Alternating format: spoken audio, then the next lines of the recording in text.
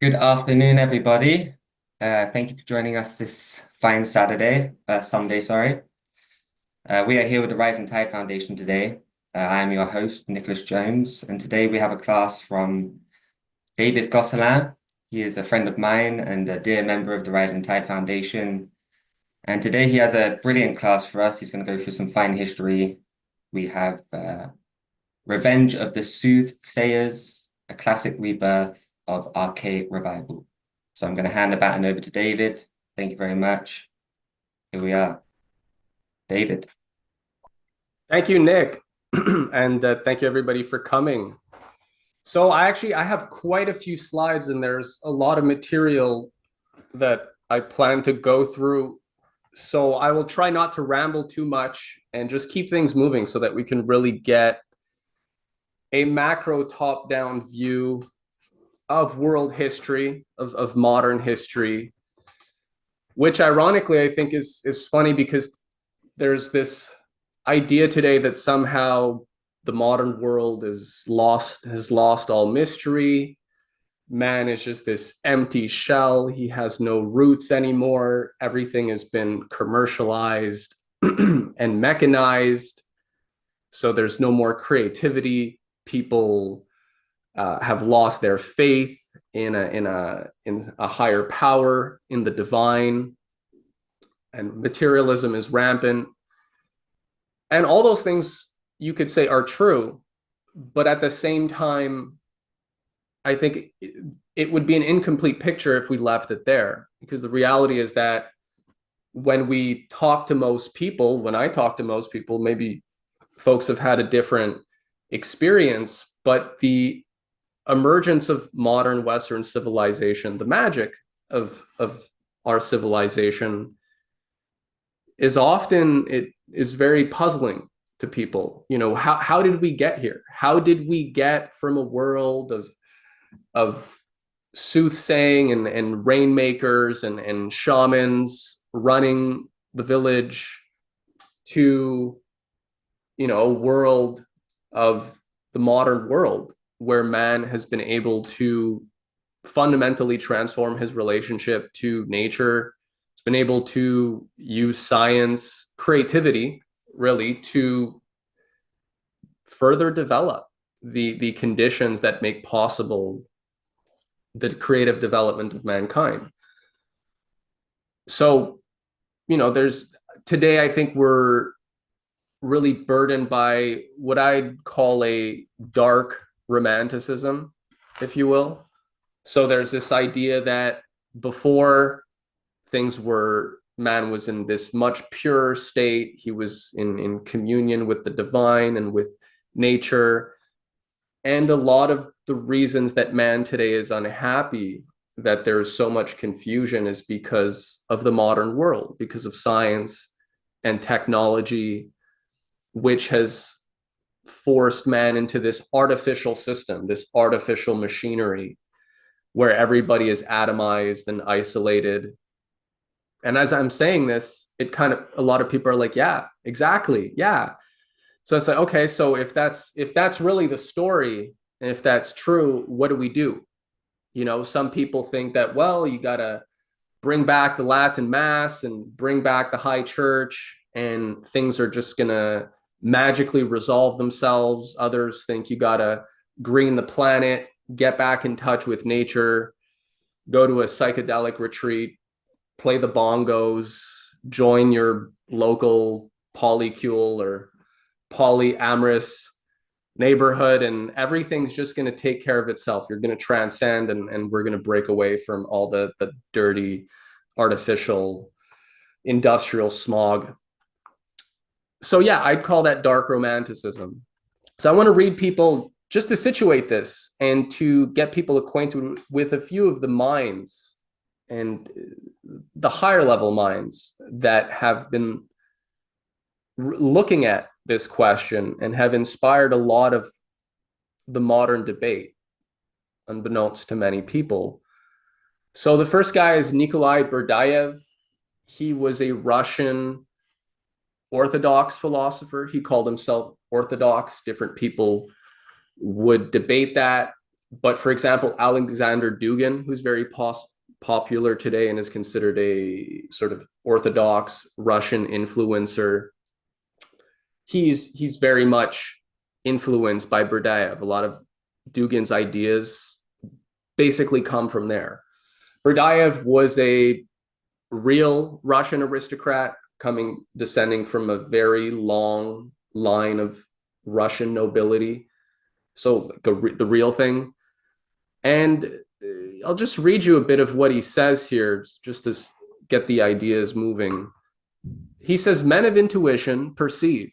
All signs and proofs show that we have passed from an era of light to an era of darkness. Night is not less wonderful than day. It is equally the work of God. It is lit by the splendor of the stars, and it reveals to us things that the day does not know.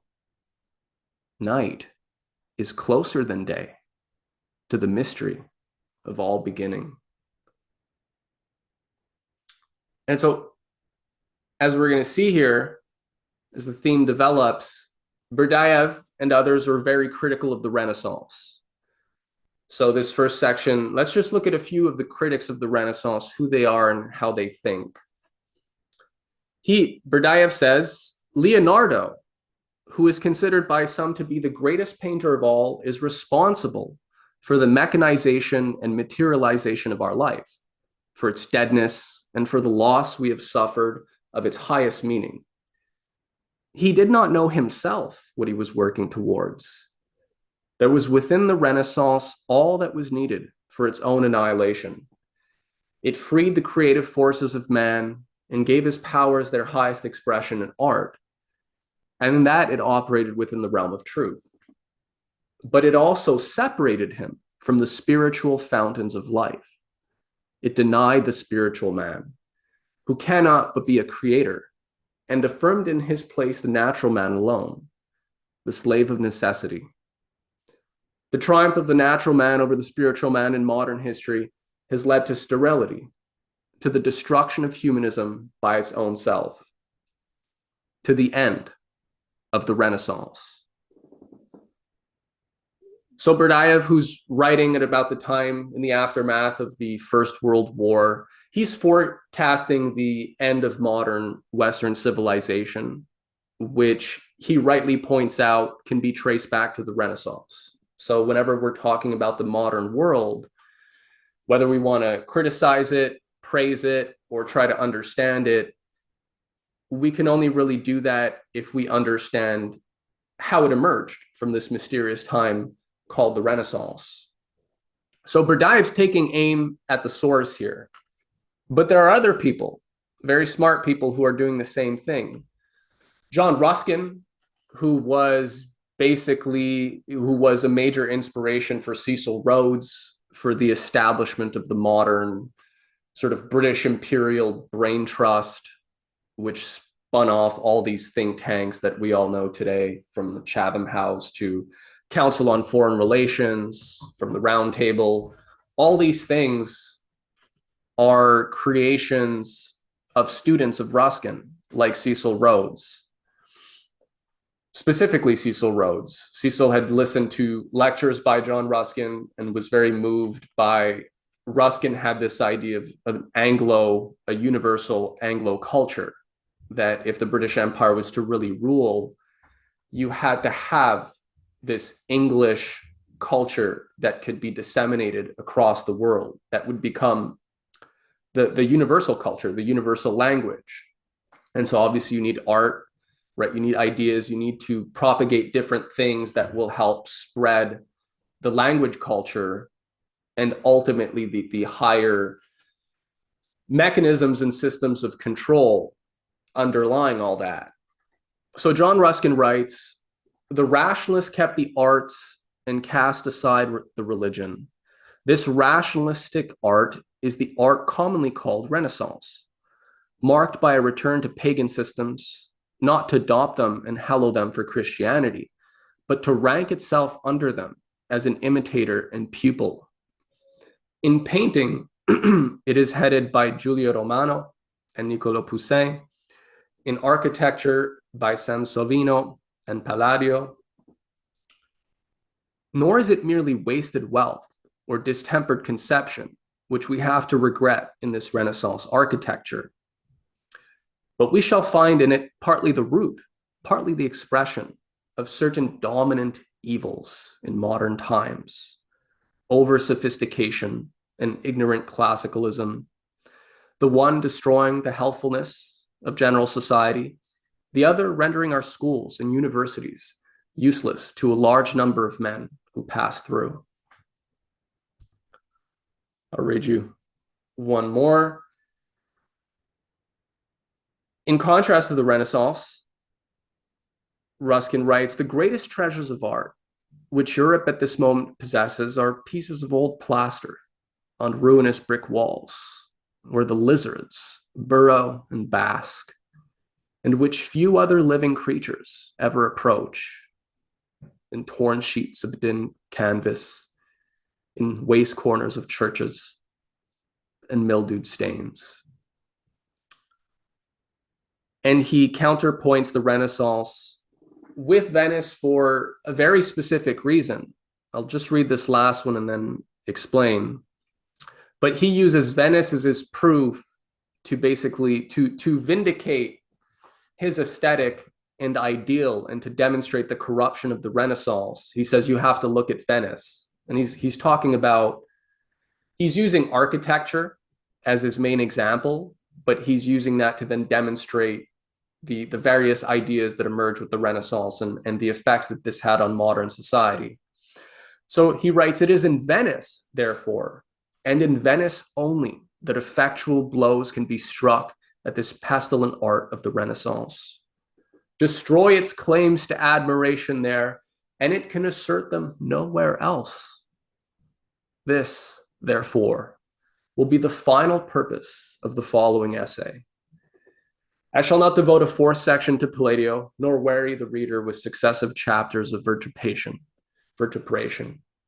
but I shall, in my account of the earlier architecture, compare the forms of all its leading features with those in which they were corrupted by the classicalists, and pause in the close on the edge of the precipice of decline, so soon as I have made its steps discernible. Just from what we've read from Berdyaev and Ruskin already, one of the main arguments that comes across and that recurs once we go deeper into this is that basically the Renaissance turned science into an art and art into a science. It refined art and brought it to the level of science, basically, such that obviously there was a new technical requirement, technical precision that was unprecedented in much of the art that had existed before. And naturally, the Renaissance was harkening back to classical Greece, right? Ruskin refers to the classicalists. So one of the main ideas is really that with these revolutionary developments in science and art and new epistemological breakthroughs, basically society had to become fragmented. It had to become specialized. It had to become mechanized. And so this flattens the individual. The individual became flattened through the ideals of the Renaissance, which now Ruskin is saying everybody was trying to copy Renaissance standards, Renaissance ideals. And he says this basically squashed all the character of a people and the soul of a people, the craftsmen who had their own individual and particular ideas and sensibilities. The Renaissance flattened all of that. And for Ruskin, he says, if you look to Venice, if you look to the way its architecture is done and the combination of the Byzantine and the Arabic and these different currents and how it all brings it together, and it just brings together this amazing depth of character and variation. He's saying the Renaissance basically squashed all that. So now we're going to hear from a third critic of the Renaissance, Carl Jung. Carl Jung says it is a rational presupposition of ours that everything has a natural and perceptible cause. We are convinced of this. There is no legitimate place in our world for invisible, arbitrary, and so-called supernatural forces. We distinctly resent the idea of invisible and arbitrary forces, for it is not so long ago that we made our escape from that frightening world of dream and superstitions, and constructed for ourselves a picture of the cosmos worthy of rational consciousness, that latest and greatest achievement of man. We're now surrounded by a world that is obedient to rational laws. So again, one, the mystery has now dissipated, been replaced by this cold, rationalistic system that really came to fruition with the Renaissance. But they're characterizing it in a very superficial, binary way, right? There's the mysterious, the numinous, and supernatural, which is beyond understanding. And then there's cold, calculating rationality, which has nothing to do with intuition, which is really just materialistic, mechanical. So there's this false opposition that all these guys are dealing with, and that's going to be important for resolving the paradox and making clear, demonstrating what the triumph of the Renaissance really was. So Jung writes, one must imagine the velvety blue of a tropical night, the overhanging black masses of gigantic trees standing in a virgin forest, the mysterious voices of the nocturnal spaces, a lonely fire with loaded rifles stacked beside it, mosquito nets, boiled swamp water to drink, and above all, the conviction expressed by an old Afrikander who knew what he was saying. This isn't man's country. It's God's country. There, man is not king. It is rather nature, the animals, plants, and microbes. Given the mood that goes with the place, one understands how it is that we found a dawning significance in things that anywhere else would provoke a smile. That is the world of unrestrained, capricious powers with which primitive man has to deal day by day. The extraordinary event is no joke to him. He draws his own conclusions. It is not a good place.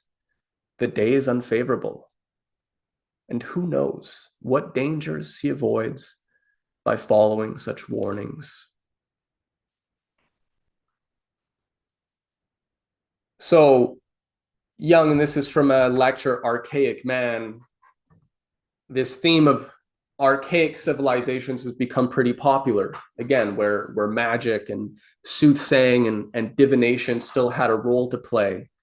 And man had his rituals and traditions that gave him meaning, which we are told the Renaissance, the fruits of the Renaissance with its emphasis on reason and the development of creative powers in an intelligible way, which could allow for modern scientific development and classical aesthetics, pretty much, that eliminated this other aspect. And so Jung is saying, okay, well, if you switch the frame, he's saying he's inviting you into the forest, into the woods, and getting across this idea, which he does in a lot of places, that, again, modern Western civilization is basically man has become sheltered.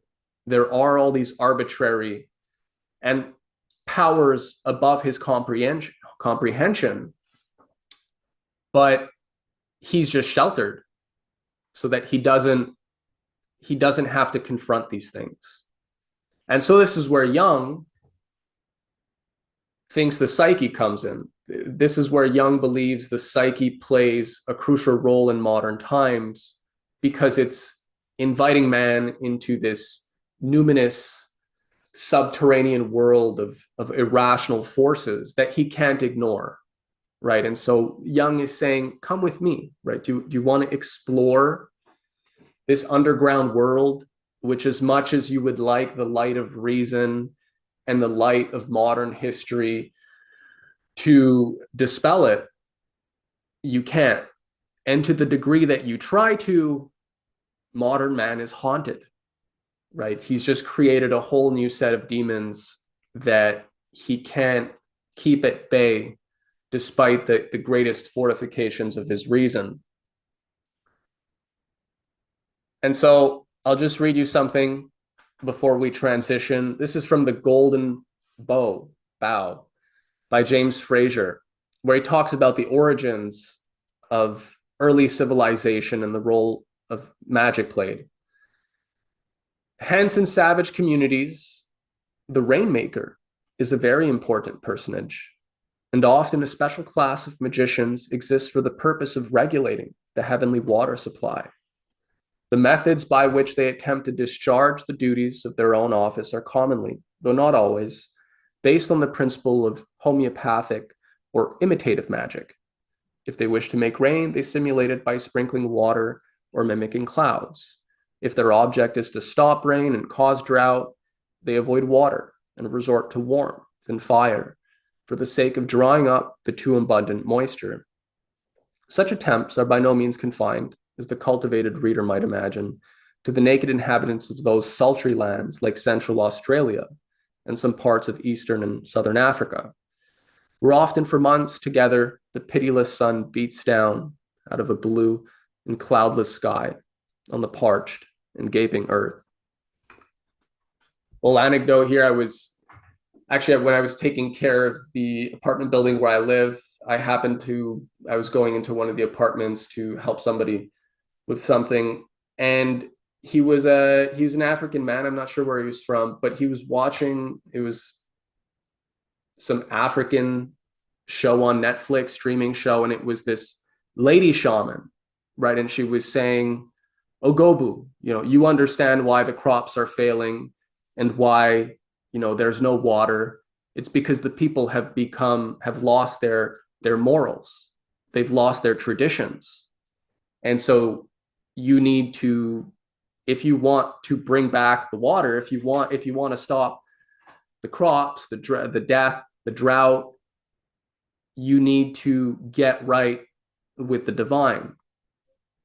This today is not that uncommon, right? If we actually understand why there's been a post-industrial policy imposed on the West, why there's been a fragmentation of society, an atomization of society with algorithm ghettos that allow for more control, right? People are separated, denaturing the social process, social interactions, and therefore stifling creativity and the dialogue, the kind of dialogue that leads to innovation, creativity.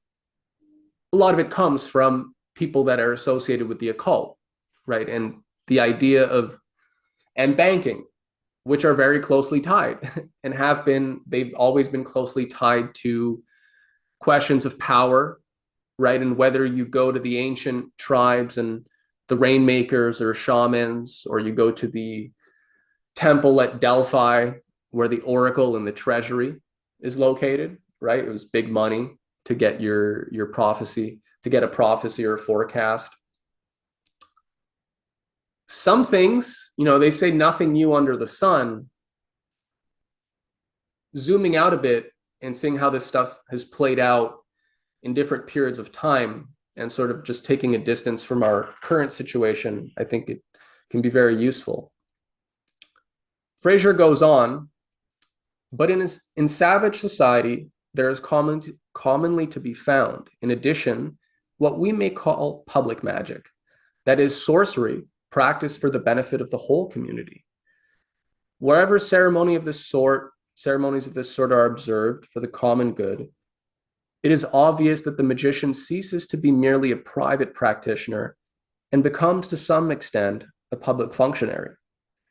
The development of such a class of functionaries is of great importance for the political as well as the religious evolution of society.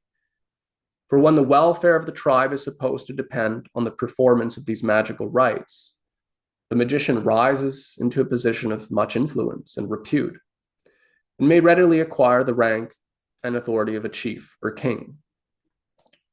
The profession accordingly draws into its ranks some of the ablest and most ambitious men of the tribe, because it holds out to them a prospect of honor, wealth, and power such as hardly any other career could offer.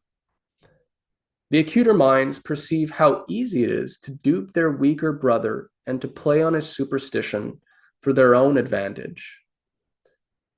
Not that the sorcerer is always a knave and impostor. He is often sincerely convinced that he really possesses those wonderful powers which the credulity of his fellows ascribes to him. But the more sagacious he is, the more likely he is to see through the fallacies which he imposes on duller wits. Thus, the ablest members of the profession must tend to be more or less conscious deceivers. And it is just these men who, in virtue of their superior ability, will generally come to the top and win for themselves positions of the highest dignity and the most commanding authority. Lots of food for thought there, reflecting ironically on our modern world.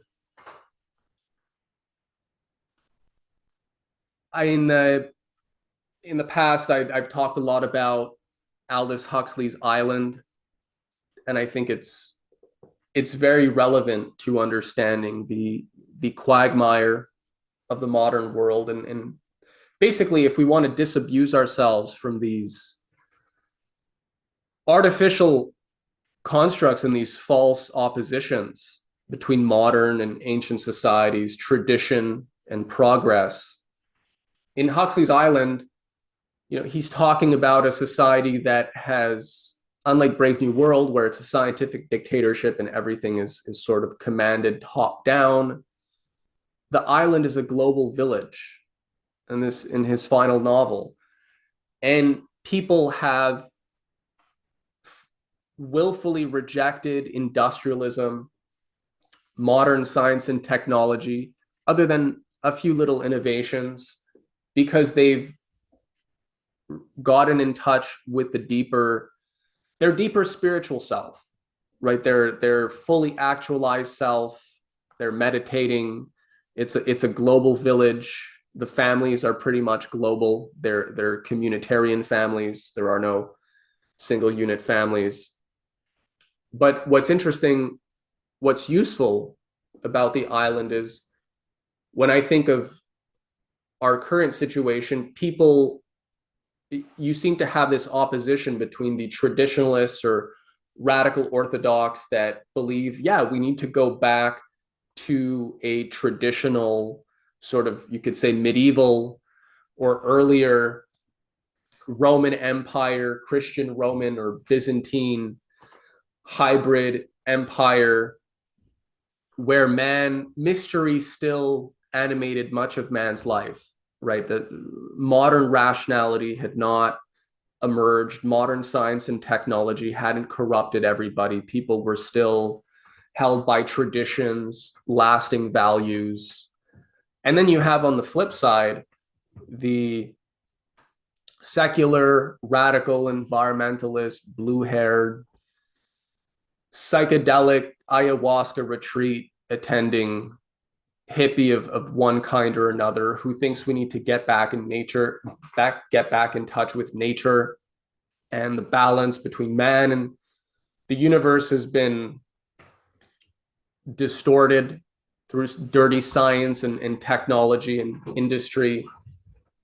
So the irony is that these orthodox, radical orthodox, I guess you should say, or radical traditionalists of whatever stripe, and the blue-haired hippie chicks or the accelerationists who believe that we need to go faster in sort of, we need to accelerate progress to the point that it basically blows everything up, right? Progress is like a time bomb. This is Ted Kaczynski as well. Technology is enslaving humanity. the way to get out of it is to break the system by blowing it up. And so then a new system can emerge. Likewise, Berdyaev and these types, they're saying, they're cheering basically the collapse of modern Western civilization. And they're saying, well, this is going to restore the balance and the divine order. It's a providential act. So both, however, are united in this Huxleyan idea ultimately of reconnecting with the spiritual by abandoning the modern world, which is this demon haunted thing. They seem very opposed, but we're seeing a lot of people who are enthusiastic about spirituality and reconnecting with God, reconnecting with their faith, with the divine.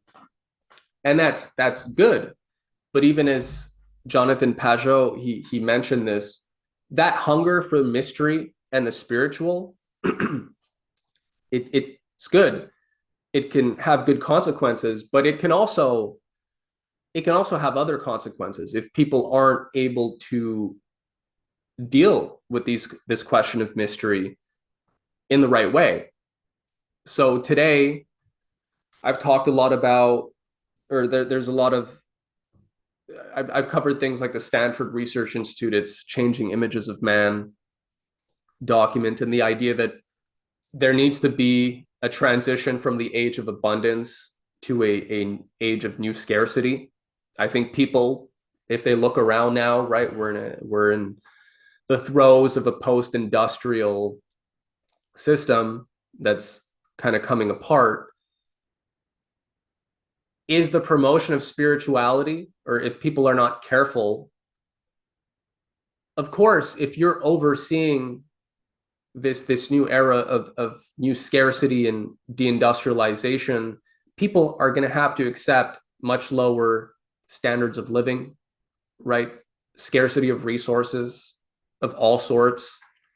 So obviously you want to emphasize something, they need something to replace where that source of abundance that they used to have from material progress and whatnot. And so this was Huxley's idea. This is what the Stanford Research Institute and a lot of these think tanks were looking at. Club of Rome, right? All these brain trusts presiding over the unmaking of the modern world, which really means the unmaking of the Renaissance. So what really happened with the Renaissance? I think that's the key.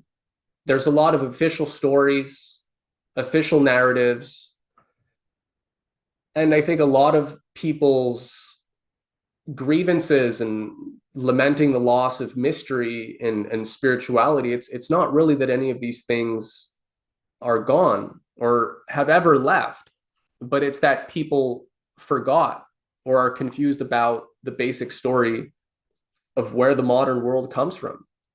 How do we get from the soothsayers and the rainmakers to a modern world where, you know, again, people are there's this medieval romanticism. What was the average lifespan?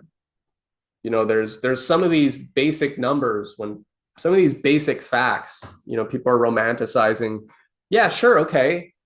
5 of your 10 children died before the age of 3. You know, one's appendix blew up on the seesaw, and you know, you couldn't do anything. What are you going to do?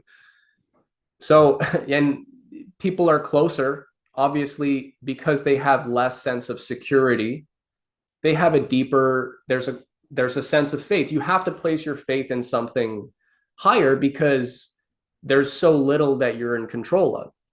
And culturally, one of the things that changed, I'm not speaking at the level of metaphysics here, but in terms of culture, with the modern world, with abundance, there was more of a sense of self-sufficiency, of sovereignty, where people felt they had, or at least there was, to a certain degree, your fate was in your own hands. right? In a capitalistic, materialistic world, it's up to you to find a way to make it happen, but you can you have more of a say in the fate of your family or the fate of your nation, and a lot of these things, your community, versus earlier times where man's power over nature was very limited. Let's put it that way, right? The elements, the microbes, they had a lot of power, right? And that's something that you had to be very mindful of and respect. So one of the big, actually, so I'll start with here. So this is from the Stanford Research Institute Changing Images of Man document. I've read this one before. I'll add a new one. They write, in contrast to the Greek notion of man, the Judeo-Christian view holds that man is essentially separate from the rightful mastery over nature. This view inspired a sharp rate of increase in technological advances in Western Europe throughout the medieval period. On the other hand, the severe limitations of scholastic methodology and the restrictive views of the church prevented the formulation of an adequate scientific paradigm. It was not until the Renaissance brought a new climate of individualism and free inquiry that the necessary conditions for a new paradigm were provided. Interestingly, the Renaissance scholars turned to the Greeks to rediscover the empirical method. The Greeks possessed an objective science of things out there, which D. Campbell terms the epistemology of the other. This was the basic notion that nature was governed by laws and principles which could be discovered. And it was this that the Renaissance scholars then developed into science as we have come to know it. Add to that, this is from Giordano Bruno and the Hermetic Tradition by Frances Yates, who's looking into the occult history of the Renaissance. She writes, the Greeks, with their first-class mathematical and scientific brains, made many discoveries in mechanics and other applied sciences, but they never took wholeheartedly, with all their powers, the momentous step which Western man took at the beginning of the modern period of crossing the bridge between the theoretical and the practical, of going all out to apply knowledge to produce operations. Why was this? It was basically a matter of the will. Fundamentally, the Greeks did not want to operate. They regarded operations as base and mechanical, a degeneration from the only occupation worthy of the dignity of man. Pure rational and philosophical speculation. The Middle Ages carried on this attitude in the form that theology is the crown of philosophy and the true end of man is contemplation. Any wish to operate can only be inspired by the devil. One of the great ironies, and I'm somewhat humble, I find this very interesting, a lot of these insights into the emergence of modern Western civilization, the role of the Renaissance, come from leading occultist thinkers and researchers. Frances Yates was a very high-level researcher, scholar for the Warburg Institute. Then the Changing Images of Man, this is the Stanford Research Institute. So these are the higher up nodes, and these are the brain trusts. So if you read these documents, it's much like if you read the DARPA latest white papers and whatnot, you get a sense or of what the latest strategic and geopolitical goals or transhumanist machinations are, right? Because this is the frontier research. So why do these occultists understand more about the emergence of modern Western civilization than most modern people who are not occultists, than most non-occultist, everyday, regular, modern human beings? In their case, it's because they are committed to reversing that. And so to the degree that they understand what the source and causes for the creation of the modern world, the spread of science and technology, right, which resulted in a rapid increase of human population, right? The main goal is to control and reduce world population, because if it's always growing, you're going to get innovation. People are going to have to start thinking outside the box, coming up with new concepts. If creativity is allowed to actually flourish, you get revolutions in philosophy, epistemology, not just innovation. And so even, for example, even Peter Thiel, he recently remarked that in the West, a lot of a faction of the modern oligarchs and their controllers, or the governors, if you will, the technocrats, are pissed off because they kind of shot themselves in the foot, where they allowed for certain kinds of innovation, right? We have smartphones, we have light speed 6G communication, and people feel really futuristic. But actually, if you look at our infrastructure, if you look at the transportation systems in the United States, in Canada, the water systems, Canada has a few subway systems. It just has a few major cities. It's just a handful. It barely has anything. Is this by chance, or is this an actual policy? If anyone who looks into it will discover that, yeah, there's no reason why Canada doesn't have Albertas popping up everywhere with all the natural resources that Canada has, all the northern frontier, from the mining, the uranium, nuclear powered cities, all these things. Canada has developed these technologies, and a lot of research has been done. So why aren't there cities set up around all these places to develop them, such that you really would have basically mini Albertas all across the country? I mean, Canada's population, with a different policy going back 100 years, could probably have a population, who knows, triple, 5 times what it is. So there's an active policy to control that, to control basically creativity. And if you want to understand the roots of the kind of creativity that unleashed the fruits of modern Western civilization, of modern making, you go to the Renaissance. And so that's what these bad guys are doing, which a lot of good people, a lot of folks who are interested in understanding the problems of the modern world, they don't understand this. So that's one of the great ironies. So what was this change? What were some of the central elements? Well, you have the medieval cosmos. We can start there. The basic, before the Renaissance, the cosmos was Earth at the bottom, with a series of with the celestial bodies in a hierarchy, encased in crystalline spheres, because that's perfect. Aristotle thinks it's just, it's holds everything together. The heavens are eternal and unchanging. The earth is just plagued by mutability and decay, suffering. And never the twain shall meet, right? The heavenly is perfect. It's already perfect, right? God created the perfect universe, so it's not changing. And it has a perfect hierarchy, which is also unchanging. And man's at the very bottom of this. So man's powers are they're not very great.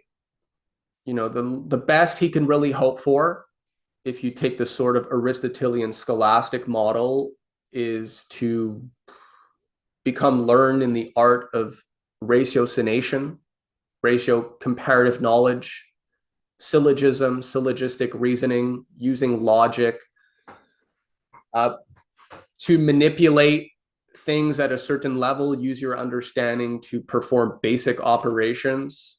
But at the end of the day, you're not able to understand causes. You're not able to understand what organizes the heavens. What is the animating principle in all of this the heavens are infinite, man is finite, and based on the essential Aristotelian law of non-contradiction, the excluded middle, you can't resolve these two. They're infinitely apart. So in light of what the SRI documents and these other occultist institutions, these occultist research institutions are saying, man couldn't really get far as what we know is the developments of modern science, technology, the implications for population growth, as long as he had this medieval attitude. There is very little that he was able to accomplish because his image of himself was so limited in respect to the ability to fathom the nature of the universe, the ordering of the universe, its causes, and its principles. So this is what started to change with the Renaissance. And some people will get very upset with this because it really can be directly correlated to a rejection of this Aristotelian, Ptolemaic, Chaldean cosmos that had dominated over the Western world for over 1,000 years. The Greeks had different astronomical models, but these were largely ignored. And the imprecise observations that existed and demonstrated that the medieval sort of system was not perfect, it was just disregarded in favor of this dogma that the heavens were perfect and these eternally dividing lines, and everything was already set. So there was no reason to really question much of anything. So a rejection of Aristotle happened, and you suddenly get all sorts of changes. Cusa writes, but the Aristotelian sect now prevails. This sect regards as heresy the method of the coincidence of opposites, which is going to be the central theme going forward in this presentation.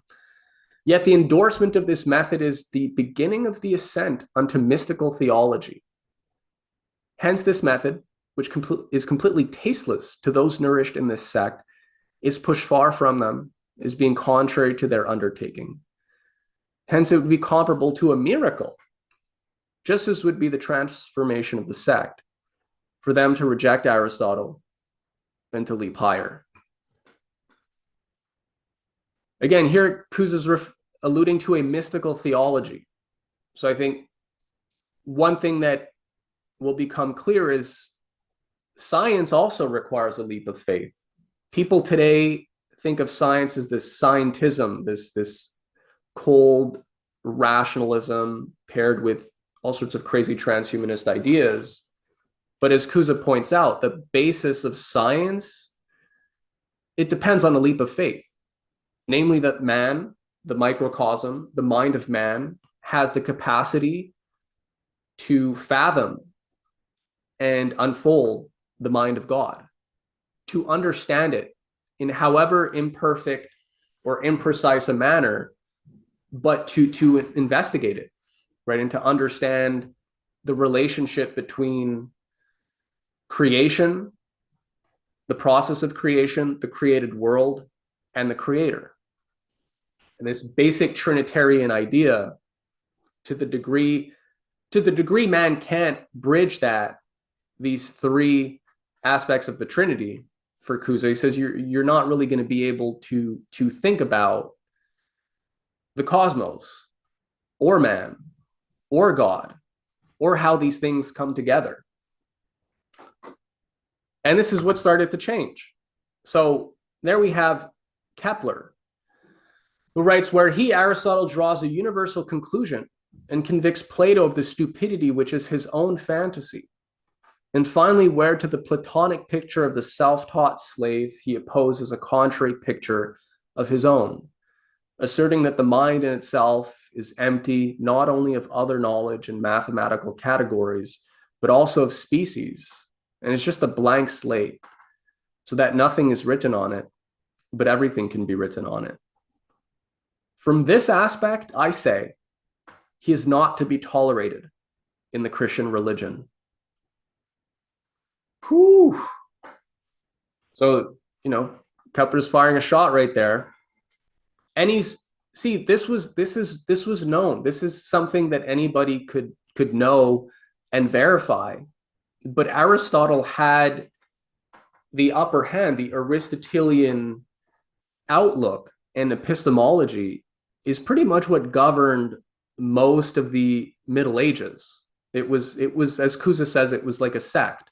So theology, philosophy, or whatever semblance of science there was, it was all still Aristotle was the king. But if you look at Aristotle's ideas, you can see why you didn't have a change in the cosmic or the astronomical model for over 1400 years. It's so restrictive. Slaves are slaves, right? So in society has these perfect hierarchies if it's going to work perfectly, and if it's going to mirror the perfect, unchanging, eternal heavens to the best it can, you need to have these strict hierarchies. And so, I mean, in a society where most people are not men of leisure, right? Let alone just, in the modern world, there is an abundance where you got a middle class, right? And despite the corruption or the decadence that in the sort of what people want to call it, the materialism, the capitalism, the abundance of wealth that sort of lulled people into this daze, right? And made them slothful, intellectually slothful, morally slothful, right? There weren't consequences in the same way. Regardless of what people think, the point is there was a possibility for people to choose to develop their capacities and to procure the resources, create a situation where they could do that. But in most of history where that was literally not an option, for most of history, the average, for most people, the question is, how do I put food in my baby's tummy? That's the bottom line. How do I feed my family?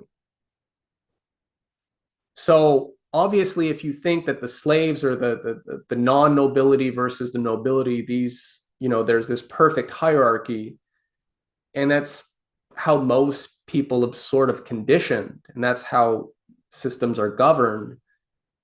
What are the chances you're going to get a break? What are the chances there's going to be a break in that system, or that there's going to be some change, or that there's going to be some revolutionary idea that calls into question basic assumptions? It's not really a concept. Again, it's, so the relationship between man and God is, it maybe symbolically people, it's given credence to, but in terms of practice, society was very oligarchical, right? The chances of people breaking out of that, they're minimal. So it is a miracle. It is a miracle that we're having this conversation, or that you did have something like a Renaissance, given what existed for the longest time.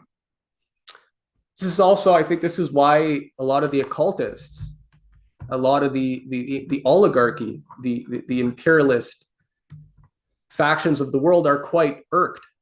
They're very peeved by this idea that this was possible, because the idea, once this Promethean genie was kind of out of the bottle, it's hard to put back, because there was a change in how man began to think about himself and his relationship to the cosmos. And so Petrarch, a third example, these are all Renaissance minds. So Kepler writing in the 1600s, it was a direct result of Cusa's revolutions and the changes that emerged during the Renaissance. So it's one continuous process. Petrarch. Sometimes I ask with a smile how Aristotle could know that, for it was not proven by the light of reason, nor could it be tested by experiment. At that they would fall silent in surprise and anger, as if they regarded me as a blasphemer who asked any proof beyond the authority of Aristotle. So it bid fair to be no longer philosophers, lovers of truth, but Aristotelians, reviving the absurd custom which permits us to ask no question except whether he said it. I believe indeed that Aristotle was a great man and that he knew much.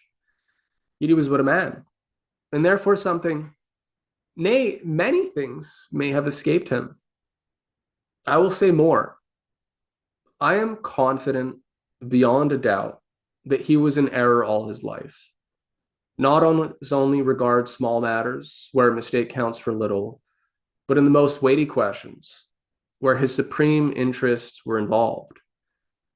And although he has said much of happiness, both at the beginning and the end of his ethics, I dare assert, let my critics exclaim as they may, that he was so completely ignorant of true happiness that the opinions upon this matter of any pious old woman or devout fisherman, shepherd, or farmer would, if not so fine spun, be more to the point than his. So these are all very unequivocal statements by leading Renaissance minds, and this embodies the shifting attitude that emerged. So by dispelling the cloud of Aristotelian discursive syllogistic reasoning and just countless formulations that are supposed to explain everything, people were able to start rediscovering and revisiting certain ideas. So now let's get into the crux of the matter. I need to stay on schedule here. So let's read some Cusa. Cusa's we can't do justice to Cusa's ideas and the method of learned ignorance, which people like Kepler and others, they were all keying off this, as we'll see. Kepler 1600s, Petrarch Quinquecento, so the 1400s. Sorry, I saw a comment there. I'm not, if other people want to answer them, just because otherwise I'll get distracted. But here we go. For man is God, but not unqualifiedly, since he is man. Therefore, he is a human God. Man is also world, but is not contractedly all things, since he is man. Therefore, man is a microcosm, or a human world. Therefore, the region of humanity encompasses, by means of its human power, God and the entire world. So Cusa says that man, the microcosm, reflection of the macrocosm, basic Christian idea that man is made in the living image of God. So man is the living description of eternal and infinite wisdom through the activity of our intellective life. We're able to find within ourselves the object of our search, the layman.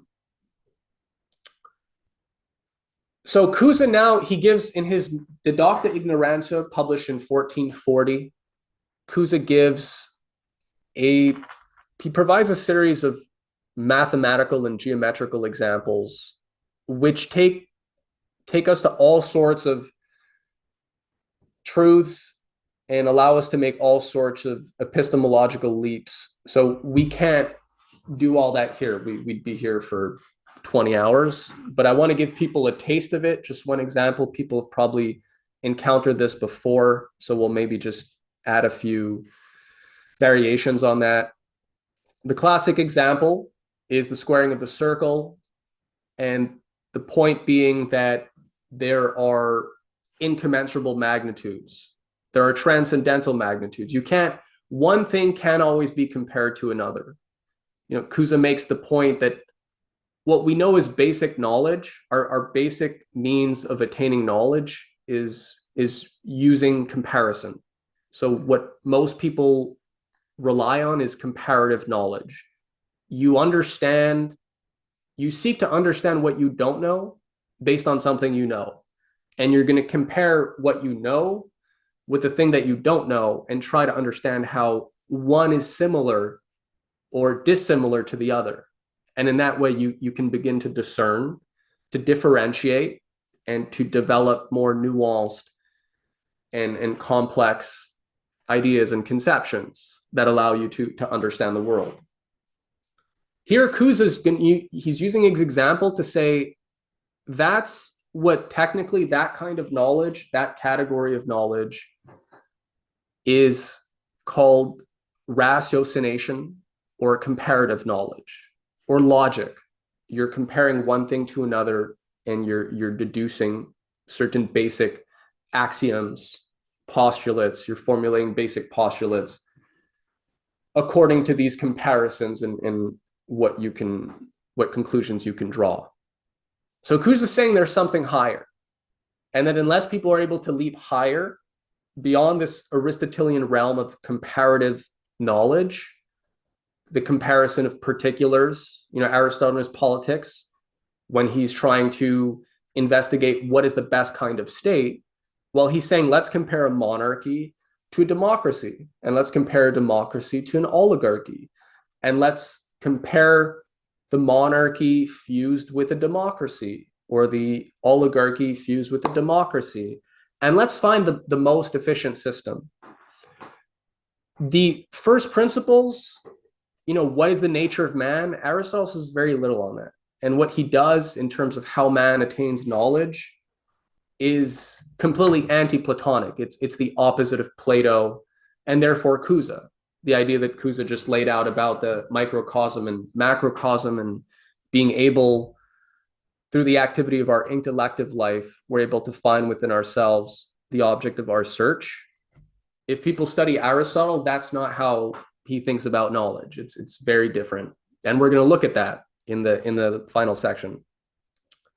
So you can add as many sides to a polygon. Right here, it's a square. Add more sides, make it a pentagon, hexagon, dodecahedron, dodecagon, whatever you want to make it. You're still, as long as you're adding sides, you're not going to reach identity with the circle, which has no sides. So the circular and the linear, the rectilinear, are fundamentally different. And so Kuz says, imagine that the polygon is the human intellect and the circle is truth. You can keep adding more and more. You can keep adding more precision, right? You can keep articulating and differentiating your knowledge to the nth degree. It's still not going to give you absolute truth. And in fact, truth is simple. Absolute truth is whole. It encompasses all things. So as long as you're dealing with particulars, you can't claim to be dealing with the truth. And so here, this is where Cusa, the idea of learned ignorance, is he's saying, by recognizing where the imprecisions in man's knowledge lie, why it's technically impossible to attain a certain kind of absolute truth, your understanding becomes clearer by precision in what cannot be understood. By the nature of what can't be understood, the more that becomes clear, the clearer what we understand becomes clear. So, for truth is not something more or less, but is something indivisible. Whatever is not truth cannot measure truth precisely. By comparison, a non-circle cannot measure a circle, whose being is something indivisible. Hence, the intellect, which is not truth, never comprehends truth so precisely that truth cannot be comprehended infinitely more precisely. For the intellect is to truth as an inscribed polygon is to the inscribing circle. The more angles the inscribed polygon has, the more similar it is to the circle.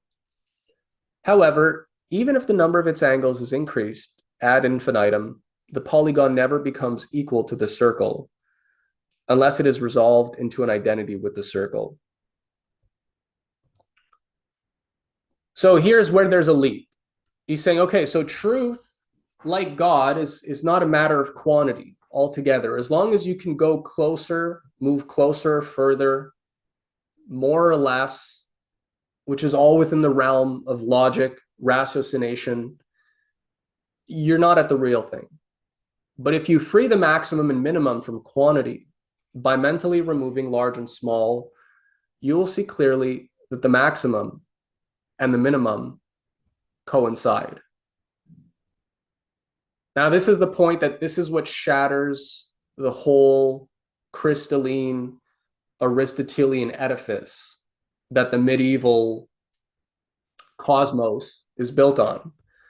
And this seems maybe abstract and philosophical, but the practical implications and the discoveries that we're going to look at in 2 seconds demonstrates that, like any good philosophy, or actually Kurt Lewin, famous social engineer, said this one, but he said there's nothing more practical than a good theory. And in a certain respect, he's not wrong, right? Any great philosophy has serious practical implications. To the degree it's just something you can keep in the abstract, yeah, it's probably not that valid or useful. But what we're looking at here, the implications are as revolutionary as one could imagine. So from what he just said about the maximum and the minimum, God and man, the microcosm, maximum, and macrocosm coincide. He's now going to add, he's actually going to say that the one, this maximum, is trine. So it's actually, you need 3. You need a conception of at least 3ness if you're going to go further into this idea. So moreover, when I say oneness is maximal, I indicate 3ness. For when I say oneness, I indicate a beginning without a beginning. When I say maximal, I indicate a beginning from a beginning. When I conjoin and unite these two through the word is, I indicate a procession from both. Therefore, if from earlier considerations I have proven very clearly that the one is maximal, since the minimum, the maximum, and their union are one, so that oneness is minimal oneness, so that oneness is minimal oneness, maximal oneness, and their union, then it is evident that philosophy, which endeavors to comprehend by a very simple understanding that the maximal oneness is only trine, must leave behind all things imaginable and rational. And by rational, again, here we mean where you're just trying to compare one thing with another. So Kuza is inviting people into the realm of the intellect here. And he makes a point. He makes actually makes sense if you think about it. The maximum, if God is the maximum and contains all things and is absolute, he also has to be the minimum, because there can be nothing less than God. Nothing less than that can contain all things. And so he's the maximum, but he's necessarily also the minimum. And therefore, through union, the two in union, you get the one. So knowledge is trine, but he then uses this to demonstrate the basic Trinitarian nature of all knowledge, which is crucial. And this isn't new, right? But since oneness is eternal, equality eternal, and union also eternal, oneness, equality, and union are one. And this is that trine oneness which Pythagoras, the first philosopher of all and the glory of Italy and of Greece, affirmed to be worthy of worship. This goes back to the Pythagoreans, to Plato. There was still this basic idea of knowledge as triadic, where unless you could conceptualize of the relationship, which in the modern Christian era, the Renaissance, came to be recognized as the Christian Trinity, unless you could recognize the relationship between the Word embodied, and the Holy Spirit in union of these things, the relationship between the created world, the process of creation, and the creator who causes that process. And therefore, if you're just investigating the created world, you're not investigating necessarily the principles which brought that into being, let alone the source of those principles and how these things relate. So you can make nice laws if you're just studying the created, which is arguably what we think of modern rationalism or empiricism. is largely a study of the first aspect of this triune nature of knowledge, if you will. So there's real knowledge in its absolute or perfect triune form requires a more nuanced approach to causes, and therefore awareness of this relationship between the maximum and the minimum, and how they coincide. So Kuza writes, so suppose you want to transfer your reflection from that which understands to the maximum, and to say that the maximum is most greatly that which understands. But suppose you do not add that the maximum is also most greatly that which is understandable, together with being the greatest in actual understanding. In that case, you do not rightly conceive of the greatest and most perfect oneness. For if oneness is the greatest and most perfect understanding, which without these three mutual relations cannot be either understanding or the most perfect understanding, then whoever does not attain to the trinity of this oneness does not rightly conceive of oneness. For oneness is only threeness, since oneness indicates indivision, distinctness, and union. Indeed, indivision is from oneness, as are also distinctness and union. Hence, the greatest oneness is not other than indivision, distinctness, and union. Since it is indivision, it is eternity and without beginning. The eternal is not divided by anything. Since it is distinctness, it is from immutable eternity. And since it is union, it proceeds from both. Now that's just a little taste of Kuza goes in all sorts of places once he's established why these things can be made intelligible and can be demonstrated to be true. So the main one that we're looking at is Kuza said the earth can't be in the center. Okay, so if we go back to our medieval cosmos here, Kuza said that by the nature of the relationship between the finite and the infinite, and that in the created world, like man, the microcosm, contains the world, but in a contracted form, not in an absolute form, right? There are borders, it's delimited, it's still finite, but it's unbounded.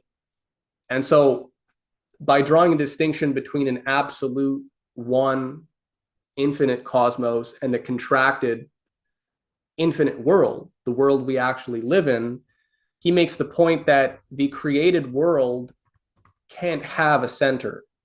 There can be no fixed center in the created world, because that fixed absolute center would imply it contains everything in it, and then there's nothing outside of it.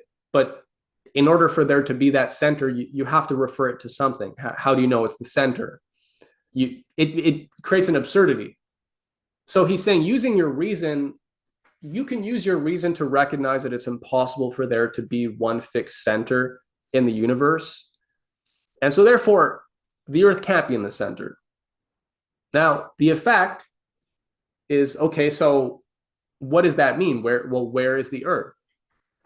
Where is man's place in the universe? If he's not at the center, Kuza says the center is everywhere, actually. He says the center is God, which some people are probably, great, thanks, like what am I supposed to do with that? But here are the actual practical implications. Hence, if we consider the various movements of the spheres, we will see that it is not possible for the world machine to have as a fixed and immovable center either our perceptible earth or air or fire or any other thing. For with regard to motion, we do not come to an unqualifiedly minimum, i.e. a fixed center. Hence, the world does not have a fixed circumference. Therefore, since it is not possible for the world to be enclosed between a physical center and a physical circumference, the world of which God is the center and the circumference is not understood. Therefore, the earth, which cannot be the center, cannot be devoid of all motion. Instead, it is even necessary the earth be moved. Right here, you've just thrown a wrench into the whole machinery of the medieval world. And since we can discern motion only in relation to something fixed, either poles or centers, and since we presuppose these poles or centers when we measure motions, we find that as we go about conjecturing, we err with regard to all measurements. And we are surprised when we do not find that the stars are in the right position according to the rules of measurement of the ancients. So basically, he's saying, he's recognizing the imprecision of our observations, and the necessary imprecision of our observations means that these perfect points and perfect circles and perfect uniform motions that we imagine can't actually be true. Our perception is not so precise that these things can't be imprecisely or infinitely more perfect, let alone for there to be these perfect things in the created world. So Kepler read Cusa. Kepler, who developed modern astrophysics and developed the basic idea, a causal system where the planets are actually moved by the force of the sun, gravity, right? People, even still today, people are going to argue about some of these things, and there's a lot we don't know. If we're sticking in the Cusan spirit, there's a lot we still don't know about basic astrophysics, let alone microphysics. So we're dealing with unknowns, which we only know imperfectly. But Kepler used this, and he said, the testimony of the ages confirms that the motion of the planets are orbicular. It is an immediate presumption of reason, reflected in experience, that their gyrations are perfect circles. For among figures it is circles, and among bodies the heavens, that are considered the most perfect. However, when experience is seen to teach something different to those who pay careful attention, namely, that the planets deviate from simple circular paths, it gives rise to a powerful sense of wonder, which at length drives men to look into causes. So these imprecisions in our models and in our perceptions force us to search for a cause, right? And that's basic science, right? Is to look for paradoxes and to then have to struggle, where naturally you need imagination, you need creativity to develop the concepts that can resolve the paradoxes of our perceptions. And I mean, to this day, microphysics, all these things are still so mysterious, right? Man is still struggling to master things like fusion, basic processes that happen right before us, right? The sun is a fusion process. So if all we needed was empirical evidence, we should just be able to look at the sun and be like, let's recreate it on a smaller scale, but we can't. It's because there are principles that we have assumptions. We think our knowledge is more precise than it is, such that it veils other knowledge, other principles, which are masked by our seeming apprehension of certain basic aspects of physics, plasma physics, all these things. So this is the method of learned ignorance, where he's saying to the degree you know how your knowledge is imprecise or why it's imprecise, you can become more precise in your concepts. You can become more learned in your ignorance. And this is the essential, this is the Socratic, Platonist, Christian view that here is now triumphing over the Chaldean, Ptolemaic, and Aristotelian systems of logic and just arbitrariness all over the place. I think this is where it gets back to our God question, when Jung is talking about the capricious forces and arbitrary will of the universe. For the occultists, they hate the idea that God is a God of reason, right? That the universe is not created in an arbitrary way. and that man has a godlike capacity to investigate that. That's what makes him in the likeness, is that he can willfully choose to imitate that, or he can choose to imitate other things, right? Man has been given free will. That's the beautiful thing. So the magicians know that if man has this Renaissance idea and people take that seriously, if you just let people in a healthy climate and environment of inquiry, where they're not afraid to wrestle with paradoxes, right? And they're humbled. They're seeking to become more learned in their ignorance. Creativity goes through the roof. People start making all sorts of discoveries. And you can't really have that. If you want any kind of efficient system of control, you just cannot have all those variables. You just can't. And it actually becomes more complicated because now you have to do all sorts of things to stifle this natural creative process. So yeah, we went through the Trinity in terms of the creation. So the basic Christian, basically going back to what we said about the Greek epistemological outlook being rediscovered, now informed by this new Christian Trinitarian image of man. When these things fused and people got curious about investigating the universe, all sorts of magical, miraculous things started to happen.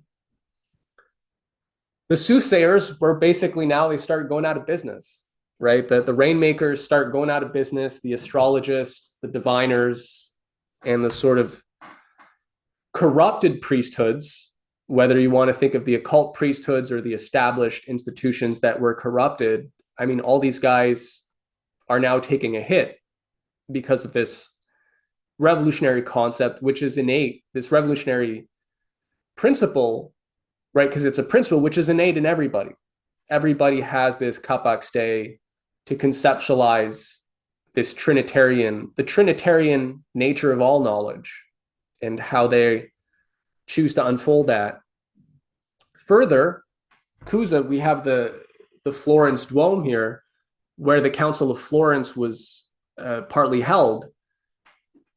Cusa used his argument of the coincidentia oppositorum, the coincidence of opposites, to demonstrate that there was a complementarity between Islam, Christianity, Judaism, and Cusa has been slandered.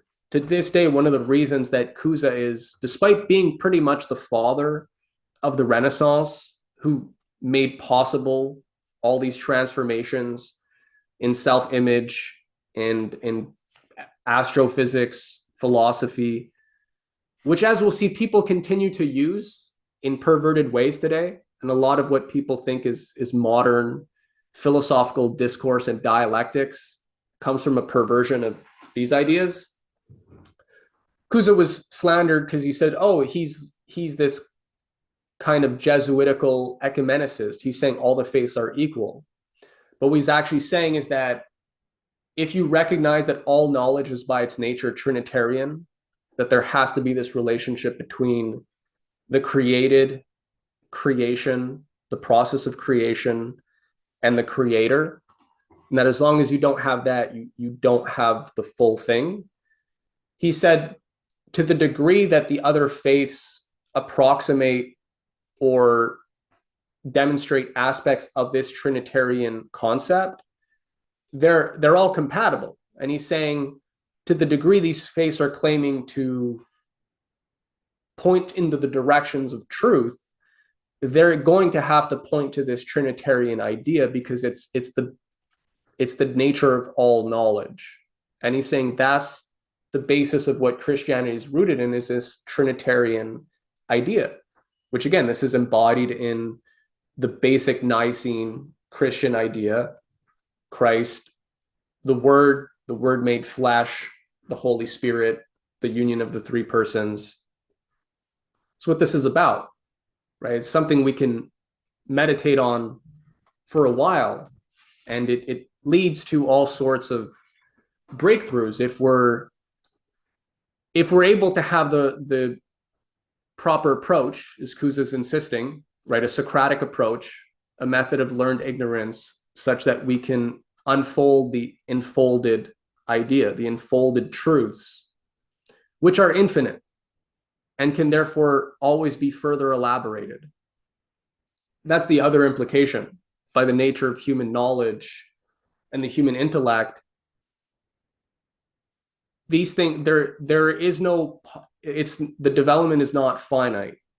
And so therefore progress, what we know is progress, which has become a popular idea, the idea that you can change and improve things and there's not some absolute limit where, oh, we don't have any more fish, we need to start culling people or something. No, progress is actually, by the nature of human knowledge and our relationship to the absolute and the divine, you can always, there's always potential for greater change and greater development.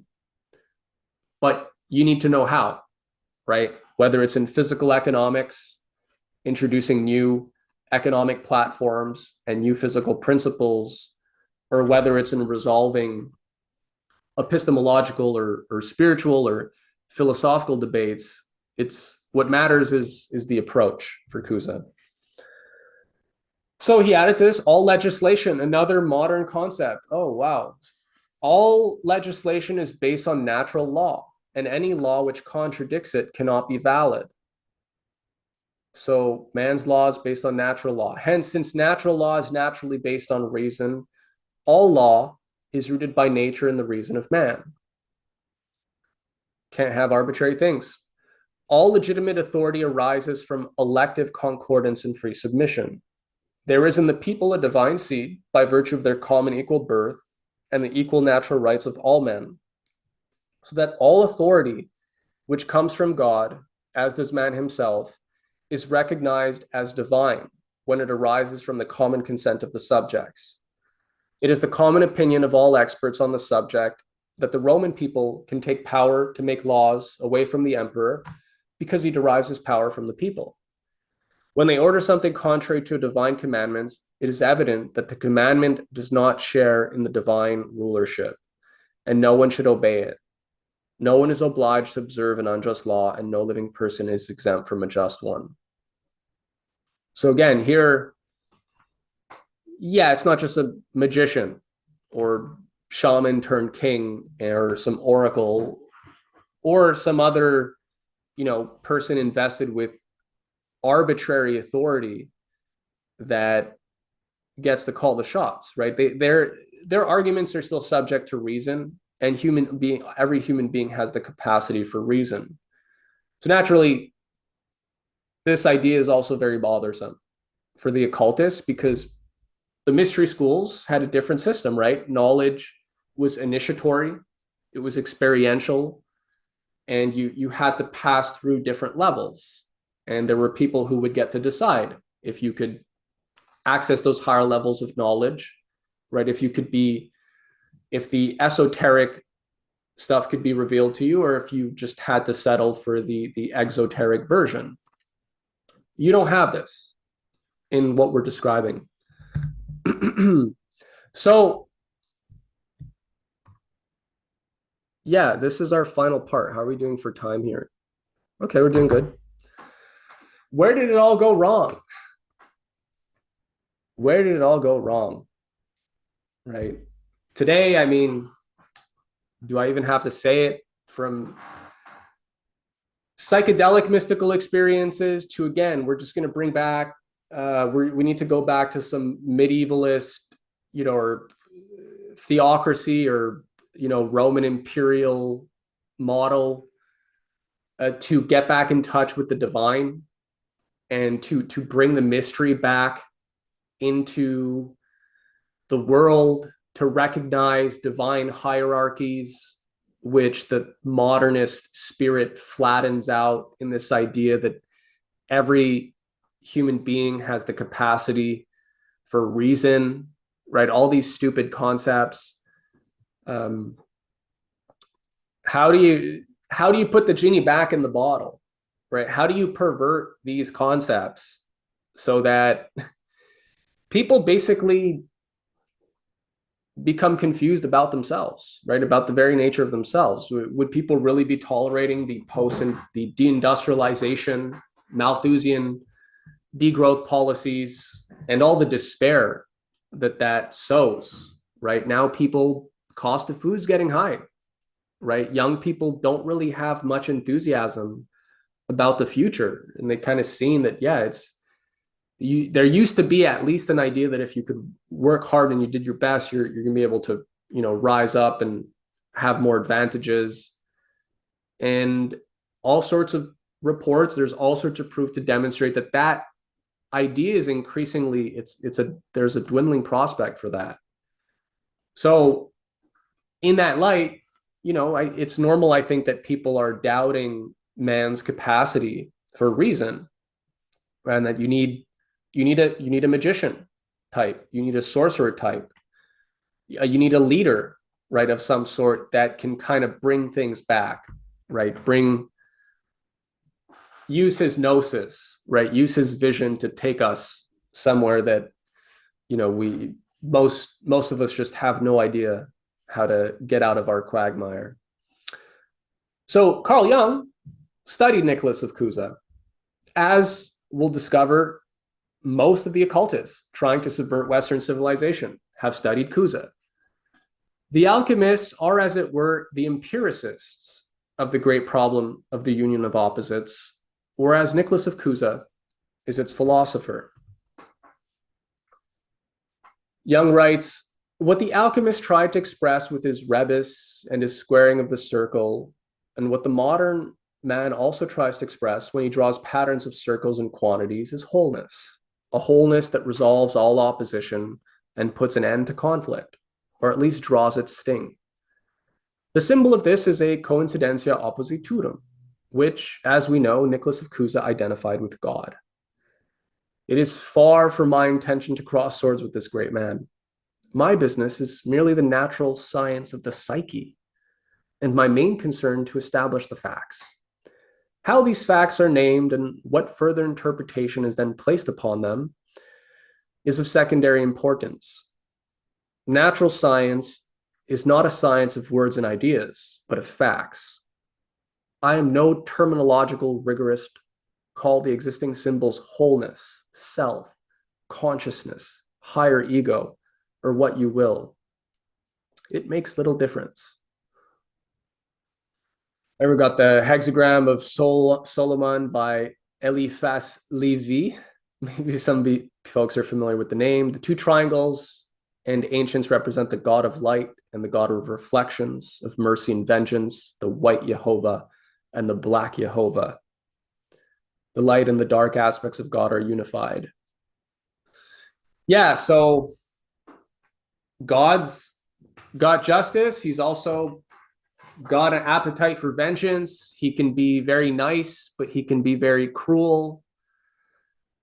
Man has, for Jung, if you get into Jung's theories, I mean, some people, I'm not looking to cast aspersions here, but Jung is basically an occultist, masquerading as a physician or as a psychiatrist, as a day job. But everything about his approach, when he's talking about integrations of shadow and light, the anima and animus, right, the divine feminine, the divine masculine, it's all animated by this alchemical idea of fusion of opposites. And when we think of magic, Jung was basically a magician. That's how he thought of himself. That's how that's what he believed was where the true wisdom of Western civilization lies, in these mystery schools, in Neoplatonism and the earlier archaic and shamanic schools. So he says, we could go on for a while. So just to keep things moving, as far as I could see, the tradition that might have connected gnosis with the present seemed to have been severed. And for a long time, it proved impossible to find any bridge that led from Gnosticism or Neoplatonism to the contemporary world. But when I began to understand alchemy, I realized that it represented the historical link with Gnosticism and that a continuity, therefore, existed between past and present. Grounded in the natural philosophy of the Middle Ages, alchemy formed the bridge on the one hand to the past, to Gnosticism, and on the other into the future, to the modern psychology of the unconscious. Neoplatonism and Gnosticism are very big in our world. People don't necessarily recognize them. Jung has played a very important role in repopularizing this, along with all sorts of magicians and rainmakers who today operate under more official, professional sounding titles, but we're all animated by the same goal. You know, all the people talking about, we've all heard this, self-actualization, wholeness. People want to become whole. They want to transcend duality. All this stuff goes back to Neoplatonism, right? This is where all this self-help stuff that we're all bombarded with, and here's how you can stay in your maximum flow state, maximum, hours of the day, all in different ways, goes back to these links that Jung is alluding to here, and the bridge, which he describes as alchemy. So where did this stuff come from? How is this stuff repopularized? And here's the twist in all this, in what we're discussing, is that there was a second Renaissance. The reason the legacy of the Renaissance has become so distorted or obscured, and therefore why so many people's image of themselves, right, the image of man, has become so confusing and just muddled with all sorts of different sloppy or subversive dialectics, is because there were also practicing magicians, Kabbalists in the Renaissance, who today the official story is that folks like Pico della Mirandola or Marsilio Ficino, these were great Platonists. These were Neoplatonists. They were reviving classical Greek learning, and Marsilio was translating Plato's works, and they were just bringing it all back. In fact, as is arguably one of the best methods of subversion, right? If you can't destroy something directly, you distort it. And if we read Ficino or Mirandola, who were basically Neoplatonists, and we're going to look at that. We're in the final section of this presentation. They're pretty much distorting all of Plato. And what's interesting is that Ficino, who is celebrated as the great translator of Plato, he launched the Florentine Academy, the Platonic Academy, which we hear that a lot. And then you look into it. I looked into it, and they're not even sure where it was. Like, it was just an informal meeting group. And sure, people got together and talked. What they talked about was this really a revival of classical Greek learning and wisdom and Plato. Well, if you read what they're saying, it was quite the opposite. So I want to situate that.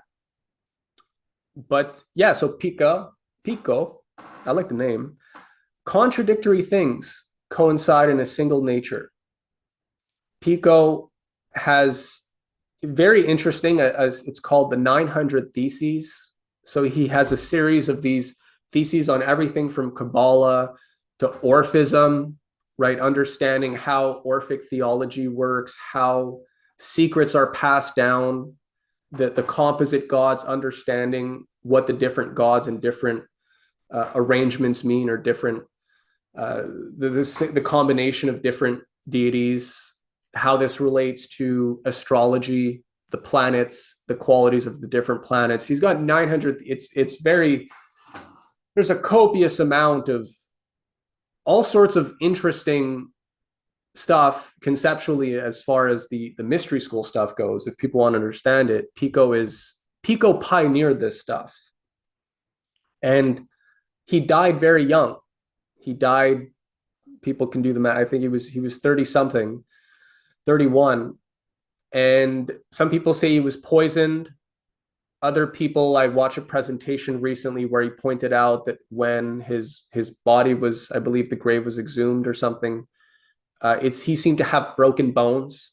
Like it seems like he may have gotten a bit too bold in his trying to basically revive magic, Orphism, and trying to fuse it, right? Just to say, so what these Neoplatonists are all involved in doing is trying to create a new syncretic religion, which is ostensibly Christian, but uses Platonic theology.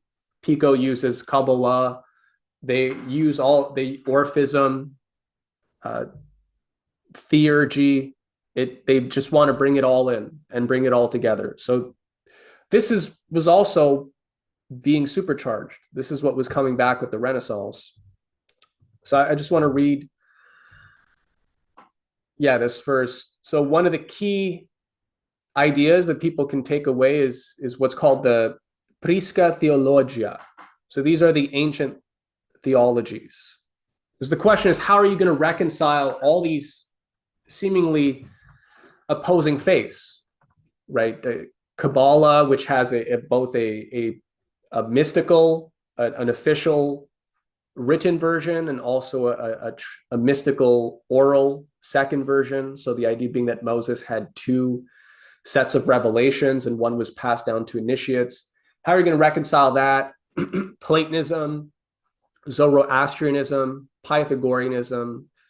So what they say, and they're keying off the Neoplatonists here, is that, well, all these are all the ancient theologians, and these ancient theologies are all basically getting at the one in their own ways. And Pico's saying that Kabbalah only confirms the truth of Christianity. So Kabbalah should actually be brought into the mystical Kabbalah, into Christianity, because it helps to justify, it demonstrates through the Hebrew alphabet, actually, you can demonstrate using various rules of Kabbalah why Jesus is the name of the Messiah, right? They go full hog, right? So, but this is all happening during the Renaissance. Proclus, famous Neoplatonic philosopher, wrote, "For all the Grecian theology is the progeny of the mystic tradition of Orpheus." Pythagoras, first of all, learning from Aglaophemus the orgies of the gods, but Plato in the second place, receiving an all-perfect science of the divinities from the Pythagorean and Orphic writings. One of the main things that they do with Plato, these Neoplatonists, especially in Pico, then the Florentine Neoplatonists like Ficino and Mirandola, is they're basically going to take, Plato uses a lot of allegories. He uses a lot of irony, right? He's making jokes and he's using motifs from mystical initiations, right? The mystical initiations of love, the nectar of the gods. He has a very metaphorical kind of language because he's trying to give people images that they're familiar with in order to bring them to new concepts, right? Things they're not familiar with. So you have this comparative idea which is being used. And what the Neoplatonists do is they basically zero in on whatever Plato's saying, and they take it literally, they treat it literally, and then they systematize it, right? They start making postulates and rules and laws, and this means that, and that means this. And the most famous one in the Renaissance, as we'll see, is the perversion of Plato's Symposium, the perversion of Plato's theories on love, which would go on to, as we'll see shortly, pervert art in all sorts of ways. So what is the backdrop for all this? For Neoplatonism, which Jung and these Renaissance occultists who are reviving these Gnostic and ancient traditions, they're all keying off of a similar source. So Francis Yates in Giordano Bruno and the Hermetic tradition writes, "The men of the 2nd century were thoroughly imbued with the idea, which the Renaissance imbibed for them, that what is old is pure and holy, that the earliest thinkers walked more closely with the gods than the busy rationalists, their successors. Hence the strong revival of Pythagoreanism in this age.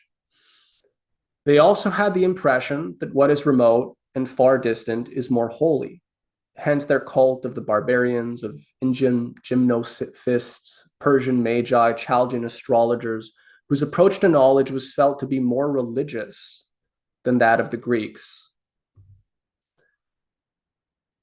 Going on, the mighty intellectual effort of Greek philosophy was exhausted, had come to a standstill. She's describing the early 100, 200 AD, when the Gnostics had really proliferated, the Neoplatonists, and Christianity was still in question whether Christianity was going to survive or if it was going to be taken over by the Mithraic, the Gnostics, the Neoplatonists, all mystery schools, right? They're coming at it from a bunch of different angles. It's just a sea of mystery schools trying to swallow up some of these basic Christian ideas and transmute them, if you will. So they write, the mighty intellectual effort of Greek philosophy was exhausted, had come to a standstill, to a dead end, perhaps because Greek thinking never took the momentous step of experimental verification of its hypotheses, a step which was not to be taken until 15 centuries later with the birth of modern scientific thinking in the 17th century. This world of the 2nd century was, however, seeking intensely for knowledge of reality, for an answer to its problems, which the normal education failed to give. It turned to other ways of seeking an answer, intuitive, mystical, magical. Since reason seemed to have failed, it sought to cultivate the nous, the intuitive faculty in man. Philosophy was to be used not as a dialectical exercise, but as a way of reaching intuitive knowledge of the divine and of the meaning of the world, as a gnosis, in short, to be prepared for by ascetic discipline and a religious way of life. The Hermetic treatises, which often take the form of dialogues between master and disciple, usually culminate in a kind of ecstasy in which the adept is satisfied that he has received an illumination and breaks out into hymns of praise. Thus, that religion of the world which runs as an undercurrent in much of Greek thought, particularly in Platonism and Stoicism, becomes in Hermeticism actually a religion, a cult without temples or liturgy, followed in the mind alone, a religious philosophy or philosophical religion containing a gnosis.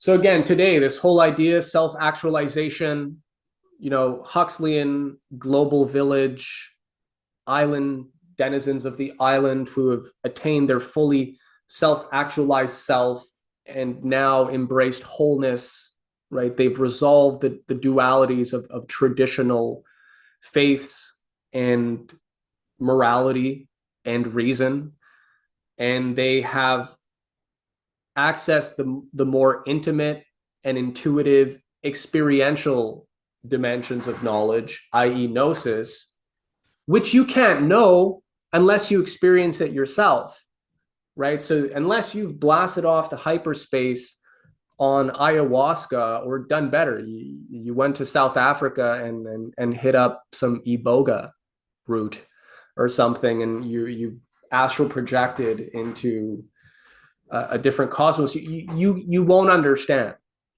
right? So all this kind of mystery knowledge, there's always this Gnostic element, there's always this ritual element where you can't understand. It's beyond understanding. It's not something that you can make intelligible.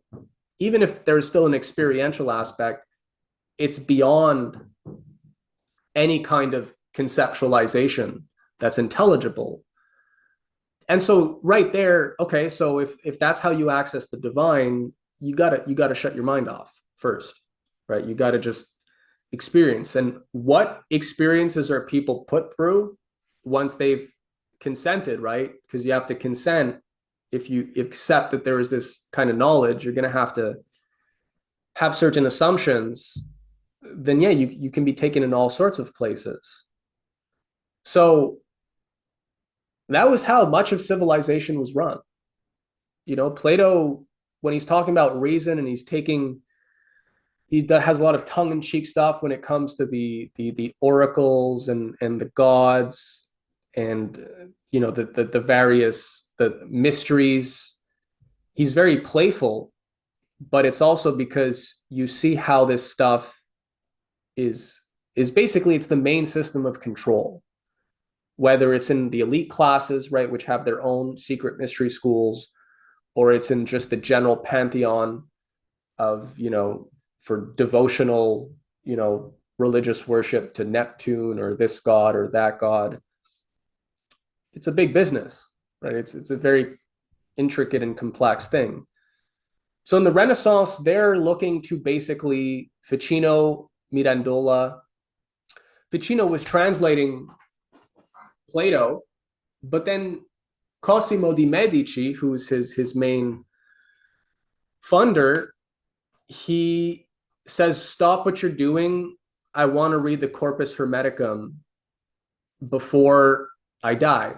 And so he asks Ficino to stop what he's doing and translate the Hermetic teachings. So the Hermetic teachings are, along with Neoplatonism, these are part of the mystery schools that are brought in. And one of the keys is from the Emerald Tablet, which has all these condensed principles of Hermeticism, is so as above, so below, as within, so without. Here, it's another way of resolving opposites, pretty much. So if we just think about what Jung is saying, let's see here. We're trying to resolve, the myth must ultimately take monotheism seriously and put aside its dualism, which however much repudiated officially has persisted until now and enthroned an eternal dark antagonist alongside the omnipotent good. Room must be made within the system for the philosophical complexio oppositorum of Nicholas of Cusa and the moral ambivalence of Jacob Boehme. Only thus can the one God be granted the wholeness and the synthesis of opposites which should be his.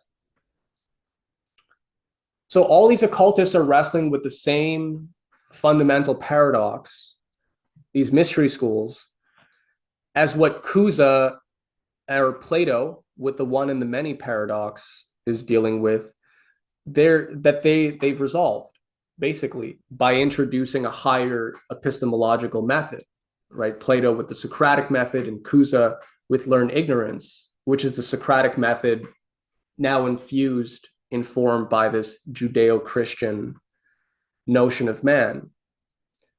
They're using the same ideas now, Jung and co, and they're just tweaking them. But if you see how popular this stuff has become, nobody knows Cusa almost virtually, but yet Jung, in terms of this psychical transformations and integrations and all these concepts have been popularized and retooled for the sake of promoting what is really this alchemical hermetic idea.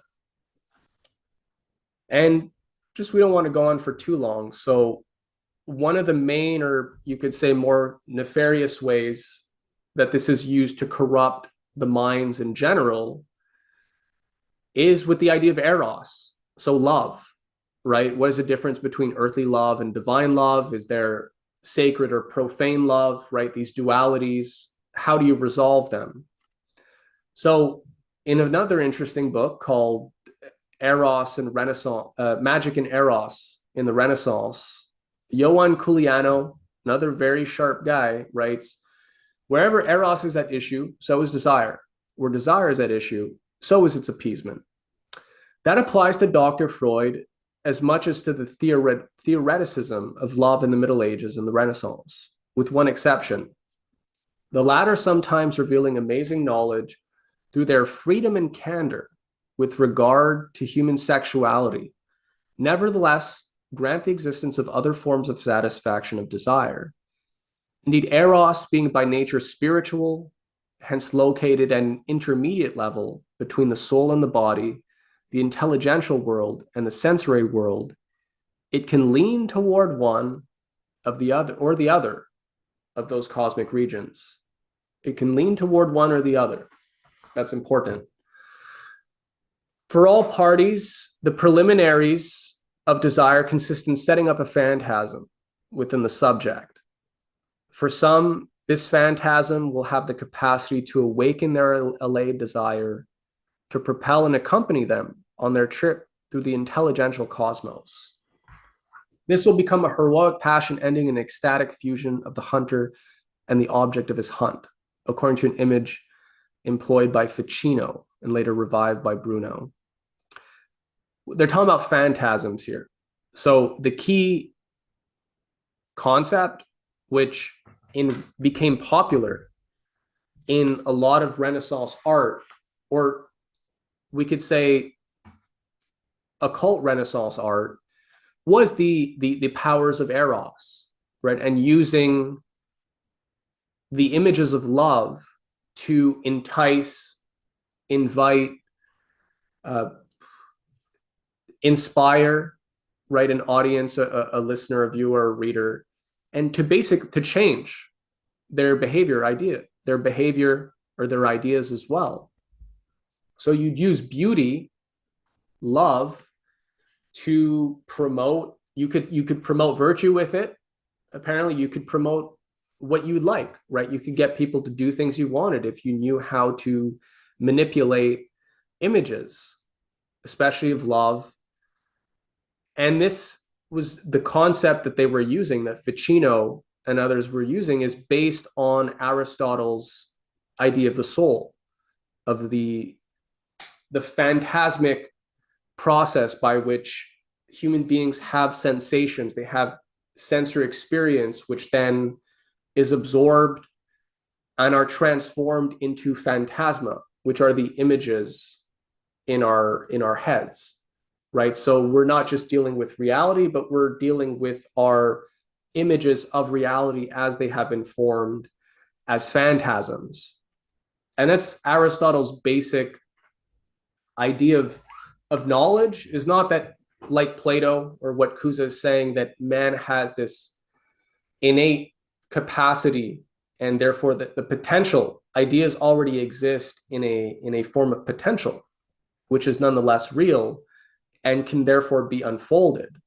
And therefore man has a mind that mirrors the mind of God, in that it can unfold truthful principles governing the universe. For Aristotle, it's sensations that are absorbed into the body, and there's different theories. Is it first formed in the heart and then goes to the head through the pneuma, which is the spirit in your blood, in your body, or it's like material, but it's immaterial. It's so ineffable that it's like a quasi soul, and that's where sensory experience is transmuted and into images, which is how we develop our knowledge. This is the basic idea for Aristotle. And so the phantasmic imagination, right, with images of love, right, and beauty, you can become a practitioner, if you will, of noimatic magic, where you introduce these images to influence the pneuma, right, the soul or the spirit or the mind of the person. And the better you are at setting up the phantasms and the images, the more power or ability you have to transform people, right, to convince them of your ideas, to get them to do what you want. And so fast forward to Freud. What is Freud? Freud's whole idea of Eros and civilization, right, of repression, is that modern civilization is really a product of the repression of Eros. Eros is the basic creative energy, the basic drive, and modern civilization works by compartmentalizing that and controlling it and influencing it. And so man is in a repressed state, and this can create all sorts of different problems, but it's also the basis for how modern civilization works. Jung partly agreed, but partly disagreed. He says,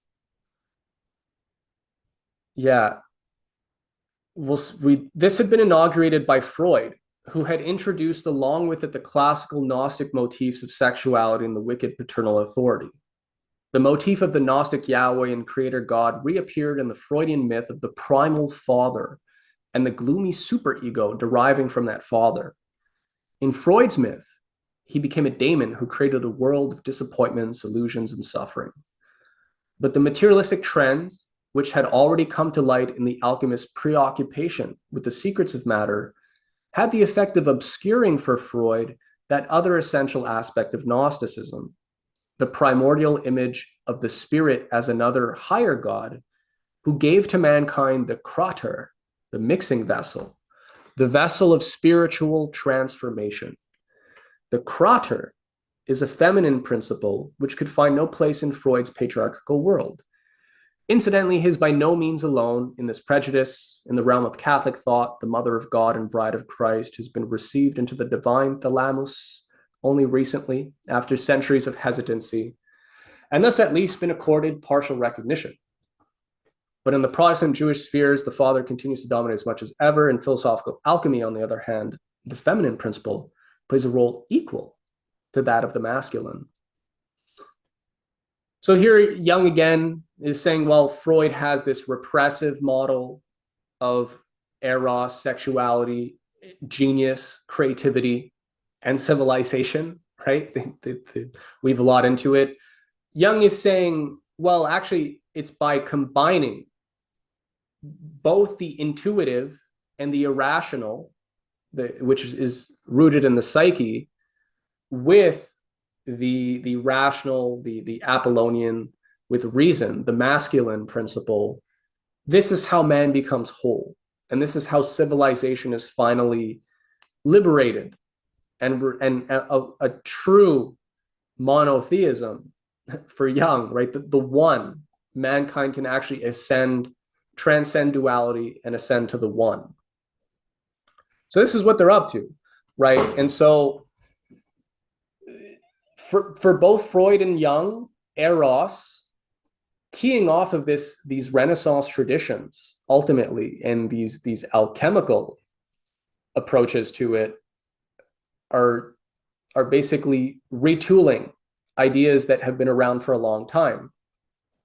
Carl Jung, in a letter to Freud, writes, "The ethical problem of sexual freedom really is enormous and worth the sweat of all noble souls.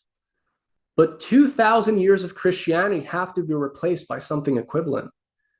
An ethical fraternity with its mythical nothing, not infused by any archaic, infantile driving force, is a pure vacuum and can never evoke in man the slightest trace of that age-old animal power which drives the migrating bird across the sea, and without which no irresistible mass movement can come into being. I imagine a far finer and more comprehensive task for the psychoanalyst than alliance with an ethical fraternity. I think we must give it time to infiltrate into people from many centers, to revivify among intellectuals a feeling for symbol and myth, ever so gently to transform Christ back into the soothsaying God of the vine, which he was, and in this way absorb those ecstatic instinctual forces of Christianity for the one purpose of making the cult and the sacred myth what they once were, a drunken feast of joy where man regained the ethos and holiness of an animal."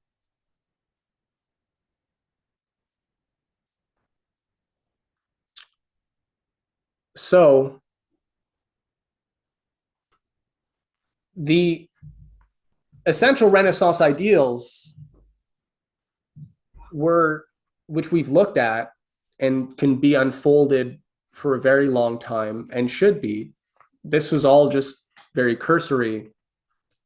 The official story today, though, does more to distort the actual Renaissance, because it puts forward a lot of this Freudian and Jungian stuff, right? And this focus on mythology as well, mythologizing everything, where Eros is, again, it's the power that sort of feeds creativity and inspires all sorts of different virtuous acts or other acts. And that's the essential power. And that's how you also get in touch with the divine, right? So in these different, in my articles, if people are, people can go to my Age of Muses, where I go more in depth and I break some of this stuff down, and there's more coming out where we break this down. But a lot of this Renaissance, the Renaissance perversion becomes about introducing these Neoplatonic doctrines, which Jung and Freud are ultimately keying off of, i.e. the mystery schools, where you have this mystical Eros, right? You have this transformative power of love, right? They're keying off the symposium that is inviting man to ascend. To ascend to what? To ascend to the one. And the whole thing, Kuza's also talking about ascending, but he's giving you a method, and he's showing you intelligibly how you get there. The Neoplatonists are saying that you have soul, then you have the nous, which is the intuitive realm of knowledge, which the soul has to ascend to before it can reach the one, which encompasses all things and is beyond understanding. So you have to give yourself over to these intuitive powers if you want to be truly creative, or if you want to know God, right? If you want to get in touch with the divine. That's the basic idea. And so, I mean, a lot of 20th century psychological models, they're not that different from all this mystery school stuff that we've now looked at. So here, this is observed again by one of these very savvy occultist historians, thus introduced by Plato with a note of irony, but then thoroughly systemized by Plotinus. The adoption of a ritual terminology to assist and incite the exercise of intelligence proved exceedingly useful as a fiction, but ended, as such fictions are likely to do, by betraying the late Platonists into a revival of magic. As a pedagogue, Plotinus was beguilingly tolerant of what he called the, quote, lesser spectacles. Always indulgent of religious needs, he did not dissuade his pupil Emilius from sacrificing to the gods, although he declined it for himself. The gods must come to me, not I to them. And the Aeneids close with a withdrawal into the purest solitariness. But while Plotinus made it absolutely clear that the mystic philosopher is as one who presses onward to the inmost sanctuary, leaving behind him the statues in the outer temple, he always admitted the importance of tangible symbols for those who are still outside and yearn to enter. On one occasion, when his school assembled to celebrate the birthday of Plato, his disciple, Porphyry recited an enthusiastic hymn on the sacred marriage, which was a token of divine communion with the popular mysteries. But his performance was not well received by the fastidious audience, who cruelly ridiculed his want of sense. Plotinus, however, rose to his defense, saying, "You have shown yourself a poet, a philosopher, and a hierophant." Yeah, so we won't look at that. So, yeah, we're going to end here. Basically, all these ideas, these very important ideas, these Platonic concepts, the development of modern science, the coincidentia oppositorum, they're all, the bad guys are not really coming up with their own ideas. They're distorting real concepts which are at the root of Western civilization. And today people are just mostly being presented with these distortions, which cause all sorts of confusions and perversions in our ideas. So here, yeah, so we're going to close. I just want to leave people with, yeah, we could go into all the theurgy. We could go into the different practices that Marsilio and Mirandola were involved in, which were pretty much they were the rites of people like Julian the Apostate, right? They were Neoplatonic and solar rites. So Ficino would pretty much dress up like, where was he?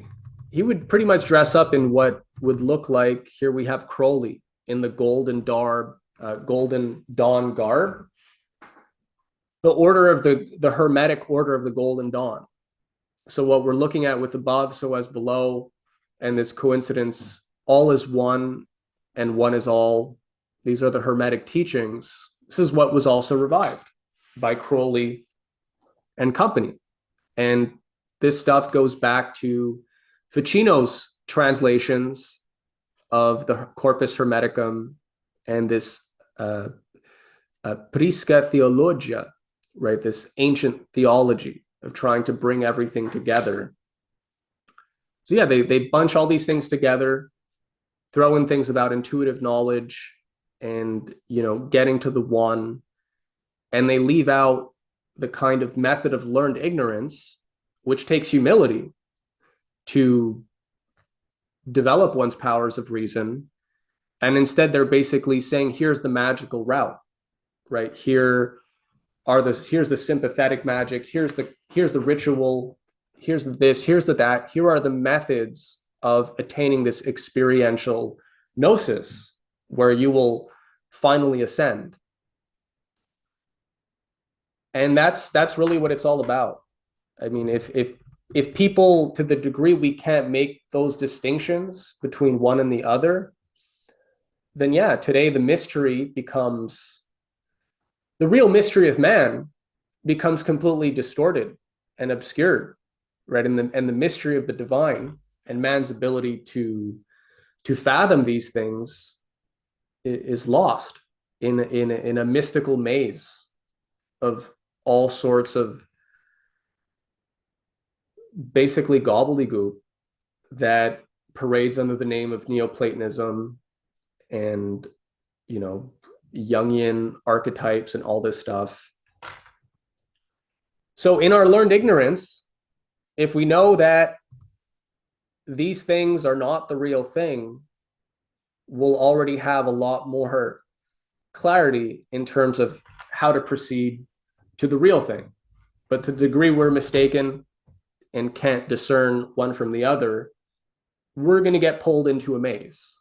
And that's pretty much what's happening with Western civilization, right? It's been pulled into a maze, and people have sort of taken the bait about this disenchanted modern world, and they're being given the promise of mystery and reenchantment. So here we have Terence McKenna. Meaning lies in the confrontation of contradiction, the coincidentia oppositorum. That's what we really feel, not these rational schemes that are constantly beating us over the head with the thou shalts and thou should, but rather a recovery of the real ambiguity of being and an ability to see ourselves as at once powerful and weak, noble and ignoble, future-orientated and past-facing. Says stuff's very popular throughout history. If the real mystery is clear, then the details become easy to sort out. But to the degree that this central mystery of Western civilization is unclear or distorted, then yeah, we're lost. I'll just leave it at that, right? I could go for a while, so you know, just transhumanist, soulless, robot future versus Brilliant. Yeah, I like that final image, Dave. That's really cool. I mean, the one on the right could even have more art and culture, but we get the gist of it. But yeah, to this class was brilliant in bringing those two paradigms into stark contrast, the kind of open system method of thinking and developing oneself into that image of God, or the more hierarchical, closed status quo system, which is about, going through initiation rituals and kind of accessing knowledge without having to put in the hard work, basically. Um, so for everybody who's been following this fascinating past 2 hours, do we have any questions? I know it was a lot to take in, so like Yeah, I know. we can just open up the conversation as well. It doesn't have to be like strictly questions. Even Dave, if you want to. I'm just seeing people again. I apologize, and I saw people were throwing stuff in here, but yeah, Mate, there was a lot. I people was who don't trying know how. to stay focused, but at the same time, kind of drop in on the chat as well, and every now and Here, again. maybe let's try a few. It's like a super chat. People who Yeah, don't know how to build things parade around. Maybe people who don't know how to build things parade around wanting to burn things down. This is why I don't like anyone talking about revolutions. Burning things down is easy and takes no intelligence or work. Building and creating well is the hard thing. I prefer to build to replace model of change. I prefer the build to replace model of change. so yeah, Elisa, you wanna jump in on that because that was your comment. Uh, yeah, that's just I've become not a fan of when people shout revolution. It's like, yeah, I know where that's going. That's probably, but that doesn't mean I don't want change. We just had an election in Canada that went badly last week, so whenever a politician tells me they're going to bring change, I'm like, yeah, no, you're going to burn it down. I'm not. The change politician is not my friend. So, like whereas building and creating, that's the hard thing to do. But there are a lot of people who talk in theory about burning things down as though if you light a match to something, that's automatically going to create something new. But no, the building is the hard thing. Right. Absolutely. So creating the platform for change rather than just creating change through chaos, right? Because I can break something and tell you I changed it. Yep, that would be true. Like, there's That would nothing be technically that. true. You And didn't when a lie. politician is just saying they're going to change, they're telling you they're going to break something. Okay. Just because, yeah, I do see we have a lot of stuff here in the chat, right? Gerald, I guess that's Jerry. Question about James Frazer. I just stole your Mhm. job. I say. Oh, there. Can you hear me now, David? Yeah. Sorry, I see so Oh, many comments. So I'm kind of figuring we should go ahead, Jerry. yeah, I really dislike this guy, James Frazer. And he seems like all these other occultists that they tend to generalize everything. They overgeneralize, and they really just are cherry picking. And the point I think you were talking about, he was talking about the shaman and the rainmaker, being magicians, to bring rain or not. Yeah. And while that is true to a certain extent, is generally in indigenous peoples who were not in their healthiest state of mind at the time. And a lot of what I've read about shamans is that they also were looked on as storytellers, that they would they held together the knowledge of their tribe or their community, that they told stories, the history from the past, some with a moral, some with a learning thing. But you see more of this storyteller kind of shaman in healthy societies, healthy communities. And it's just people like James Frazer. It's like they're cherry picking the worst part of a society or of a culture as the way they generalize their so-called discovery. But anyway, I just wanted to know if you would comment on that the dichotomy of the shaman and people like Frazer, what they're doing with this? Well, I just observed that a lot of the top tier social engineers and kind of overseers of our current modern cybernetic control system, right, of feedback loops, and certain images are run and feedback and amplified, others are diminished, right? And it's just believed that people are basically going to assimilate the feedback, internalize it, and that's going to form their own self-image. A lot of these, a lot of them anthropologists. James Frazer, Margaret Mead, William Sargent, Gregory Bateson, right? Why is Jung talking about archaic civilization? Why are they all so interested in these primitive tribes and archaic formats for organizing society?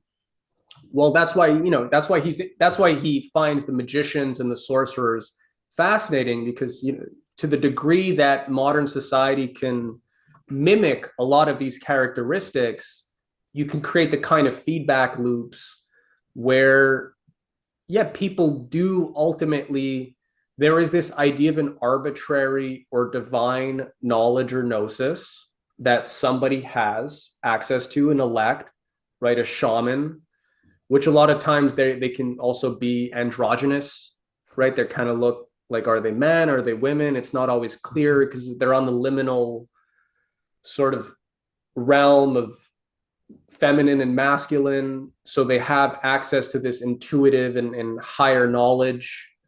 It gets weird, it gets interesting, but yeah, they're all profiling.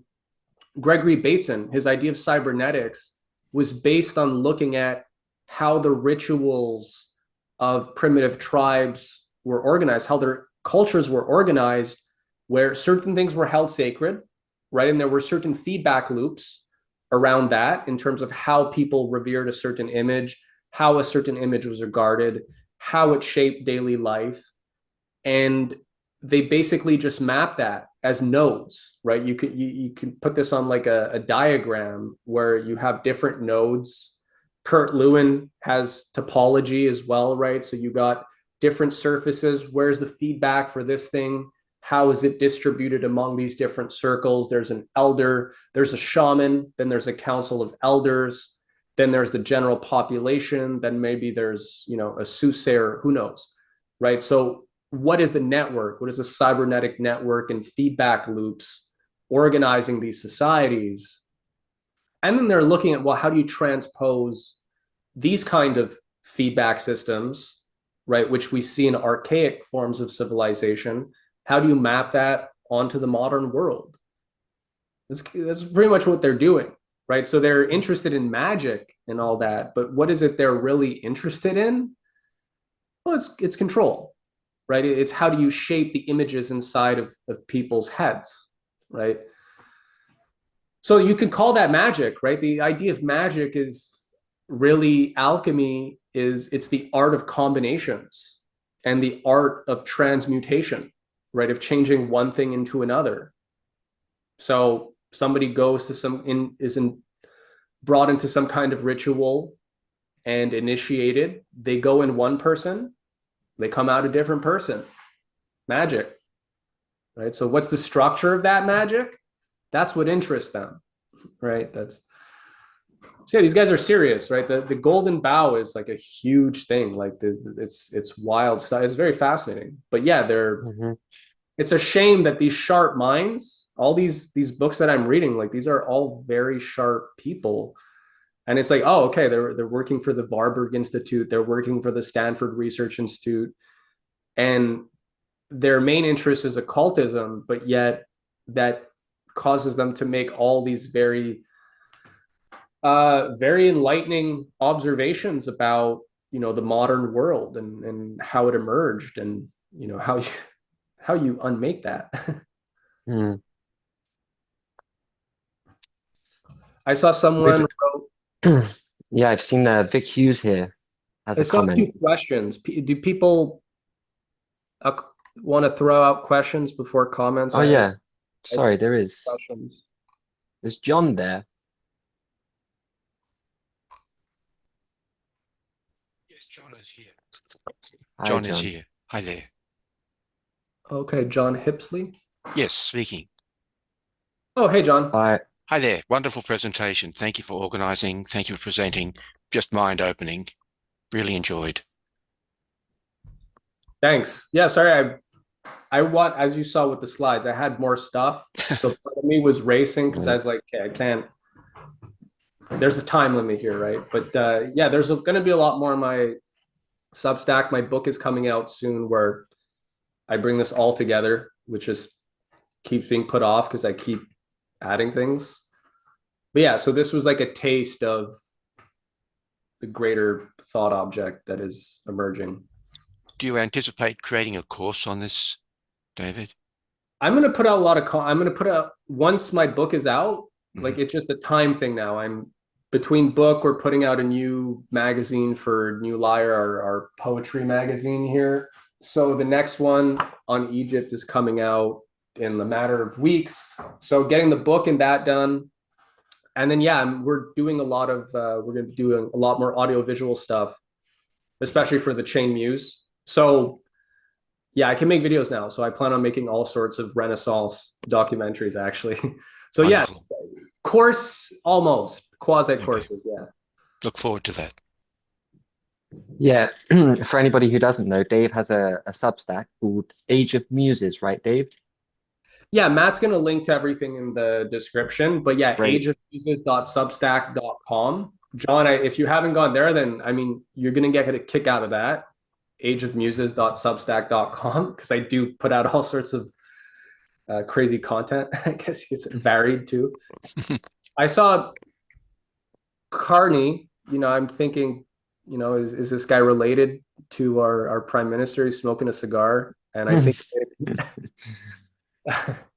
I'm calling him out. He's smoking a cigar. How are you, Mark? I think you made a comment. It's a vape. Oh, it's a vape. I'm not, I don't know. Probably, maybe, yeah. I mean, I don't, he's not like close by vest for darn sure. I don't like the Prime Minister of Canada at all, or whatever he is, because I'm an American. Oh, well, there you go. Yeah.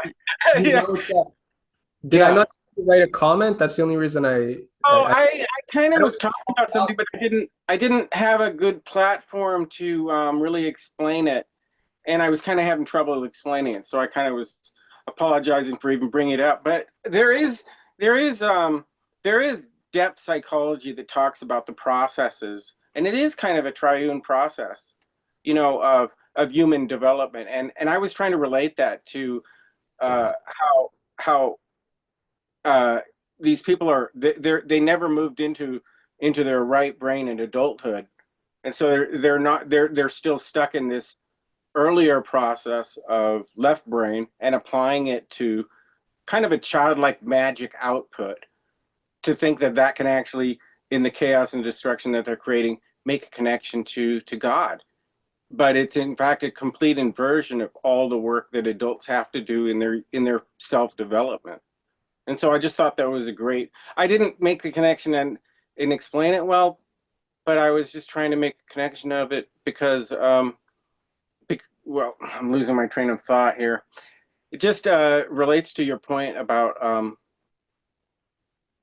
well, about the hubris and about their and about their magic and how they're not, and they're, yeah, I'm done. I can't explain it. Comments. It didn't work. I'm sorry. I did write a piece on my Substack. Oh, but yeah, no, I get where you're with the young. Yeah. With the stuff. Yeah, it's. I mean, this stuff. These are big questions, right? Right. Very. Vic, do you have? Sorry, Monty. Monty's raised his hand, so I'm gonna give the floor to Monty. Yeah, thank you very much. Thank you so much. I really appreciate the presentation, and especially the whole thing in Plato and Aristotle.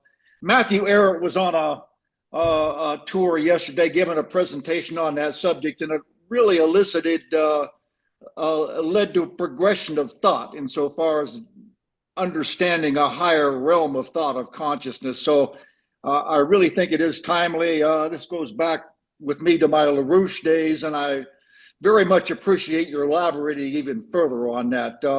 If you would comment briefly on this, what fascinates me again is this whole thing of the triunal nature you were talking about epistemologically, and the creator, the created, and creation. It reminds me of this idea of in the beginning was the Word, and the Word was God, and the Word was with God. And also out of that, the triunal thing of the Father, the Son, and the Holy Ghost, and also the representation of love, truth, and life. It seems to be repeated in a lot of discourse and themes on this idea of that oneness. Could you elaborate on that just a bit further? Yeah, and it's probably a portion of my presentation was actually on the various triads from Neoplatonism to Pythagoreanism. This trine idea is very important, but it's also perverted by these Neoplatonists again. So you see that everything they touch, I guess one of the points is because I hear and I've heard smart people or people I admire, people I think have done good work, or all sorts of people, and they get into the Neoplatonism stuff and they just go into this labyrinth. And again, there's this idea that they're transcending, and there's this spiritual darkness in terms of like a cloud where they've lost your powers of discernment magically suddenly disappear. And so they have there's the triad of the three graces. I mean, I can just, at least we'll have a visual, right? You guys can see my screen? Yeah. Can you guys see my screen? So this is actually useful.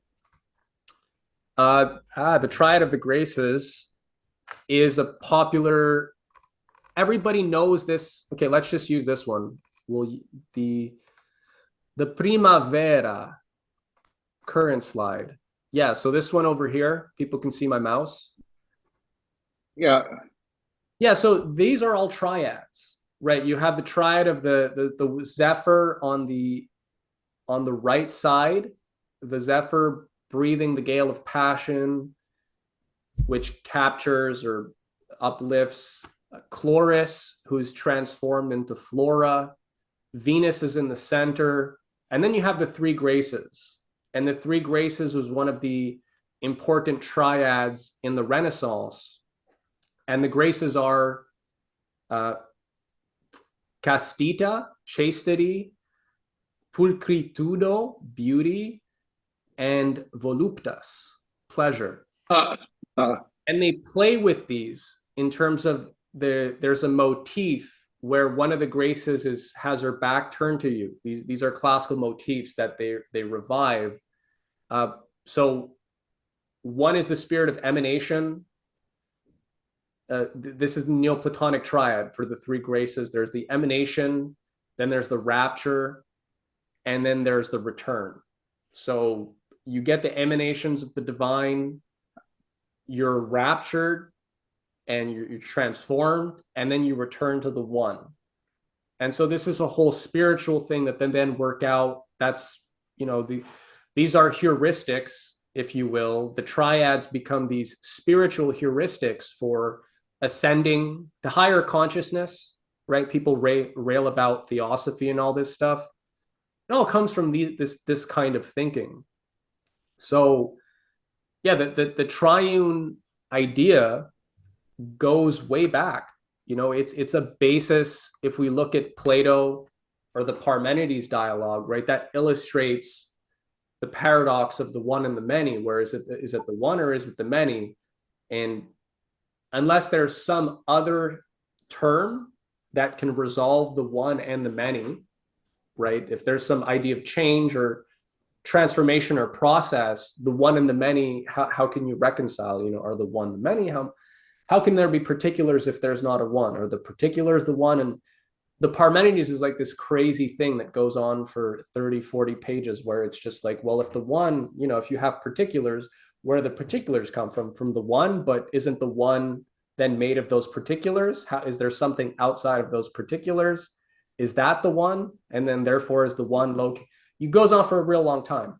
So the triune idea is resolving one of the essential epistemological paradoxes for all for the whole our ontological understanding of man's relationship to God, and therefore to creation, and therefore to knowledge of the created, knowledge, right? Knowledge of particulars. The created is made up of particulars, but what generated the particulars? There had to be some process of creation, but what governs that process of creation? Right? Is there some kind of spirit, or, you know, we're just idea or intention animating that? If you ask the empiricists, or if you ask the positivists, or a lot of what is taken over science, you're not allowed to talk about these questions. You're allowed to study particulars and to make laws and try and deduce different things, facts from the particulars. But the paradox of the one and many reminds us that you can't really know. You don't have knowledge of particulars unless you have knowledge of the one. And so Cusa makes this point in terms of our understanding of any one thing is an understanding of a particular. It's limited, but it assumes absolute understanding. We only know something as a limitation of the absolute, right? It's delimiting something, separating it from the totality. And so that you're reducing by identifying a particular, you're discriminating, you're differentiating, but that assumes that there's a whole, right? And that's, so what we know is known is really just a special kind of unknown, right? We don't fully know any particular thing. It's impossible. You would have to know all particulars about all things. So it's an unknowing, right? And we're becoming more learned in what we don't understand, which is allowing us to differentiate. And the triune principle is at the basis of all of it.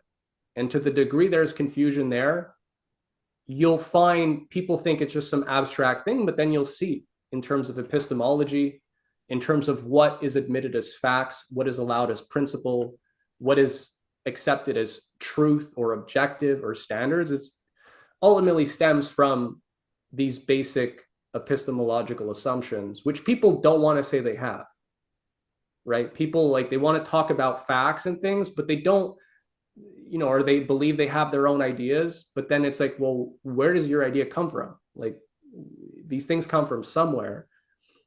And in the Renaissance and, you know, Christianity, it comes from this basic Trinitarian conception that all knowledge ultimately of a Trinitarian nature. Thank you.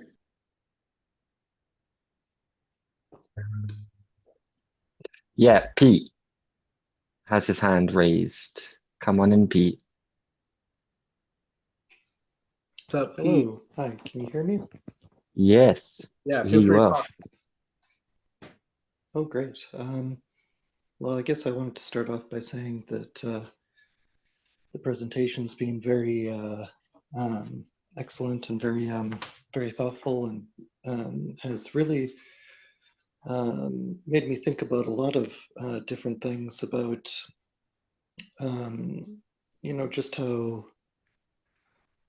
useful this knowledge is in the present moment. Like, you know, I see a lot of historic parallels, you know, over time, like,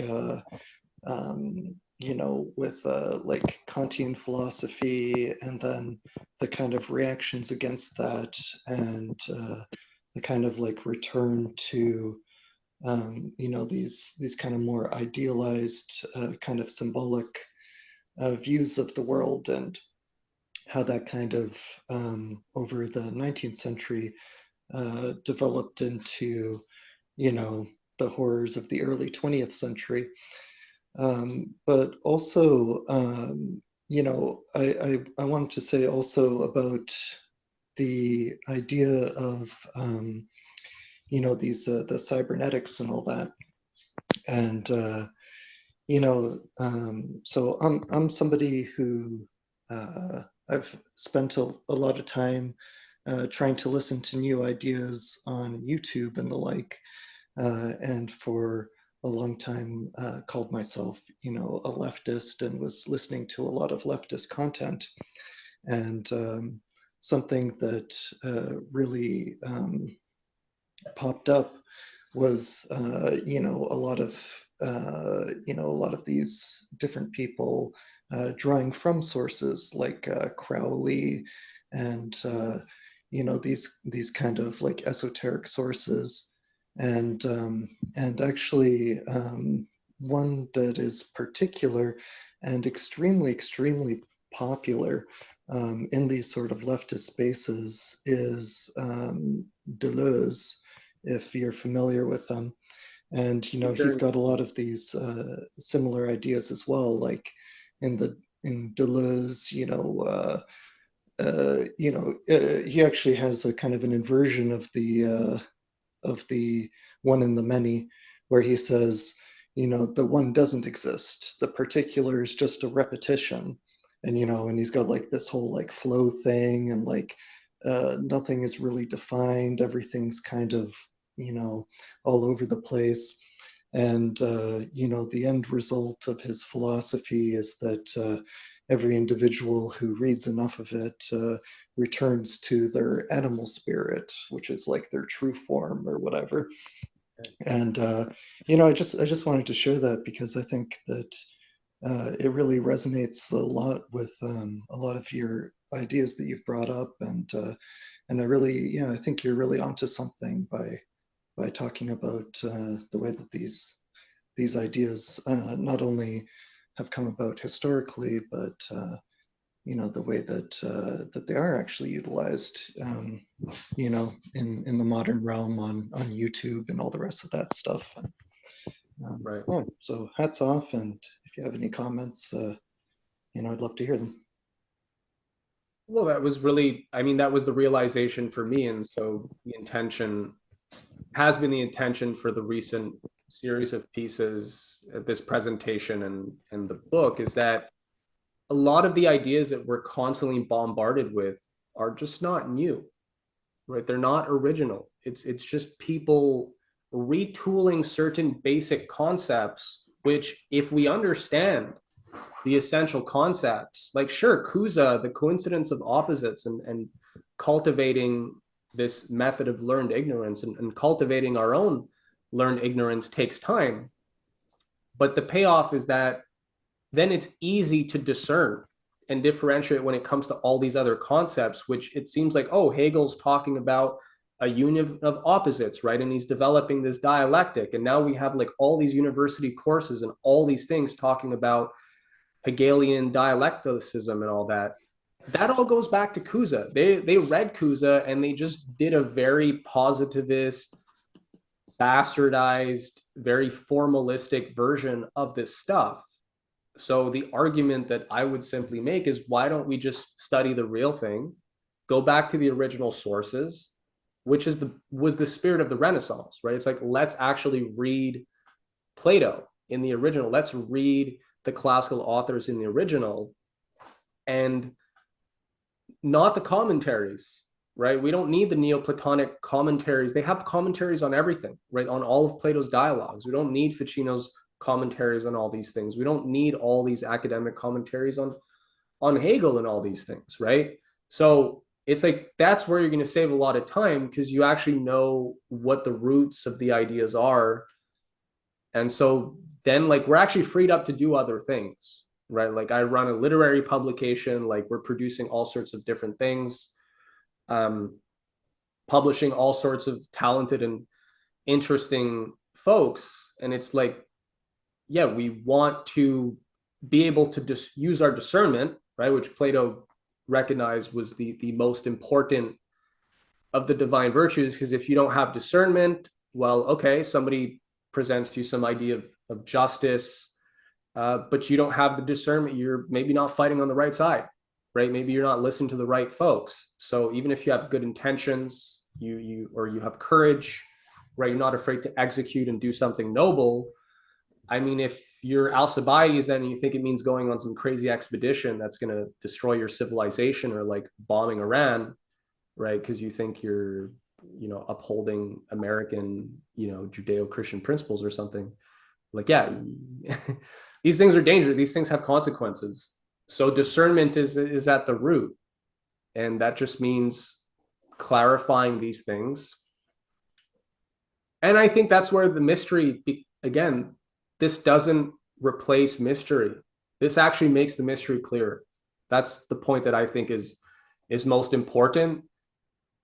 To the degree the mystery is clear, the details tend to work themselves out, right? The mystery of man, which is also, that's, how can you understand the mystery of God if you can't understand the mystery of man, right? Investigation of one is an investigation of the other.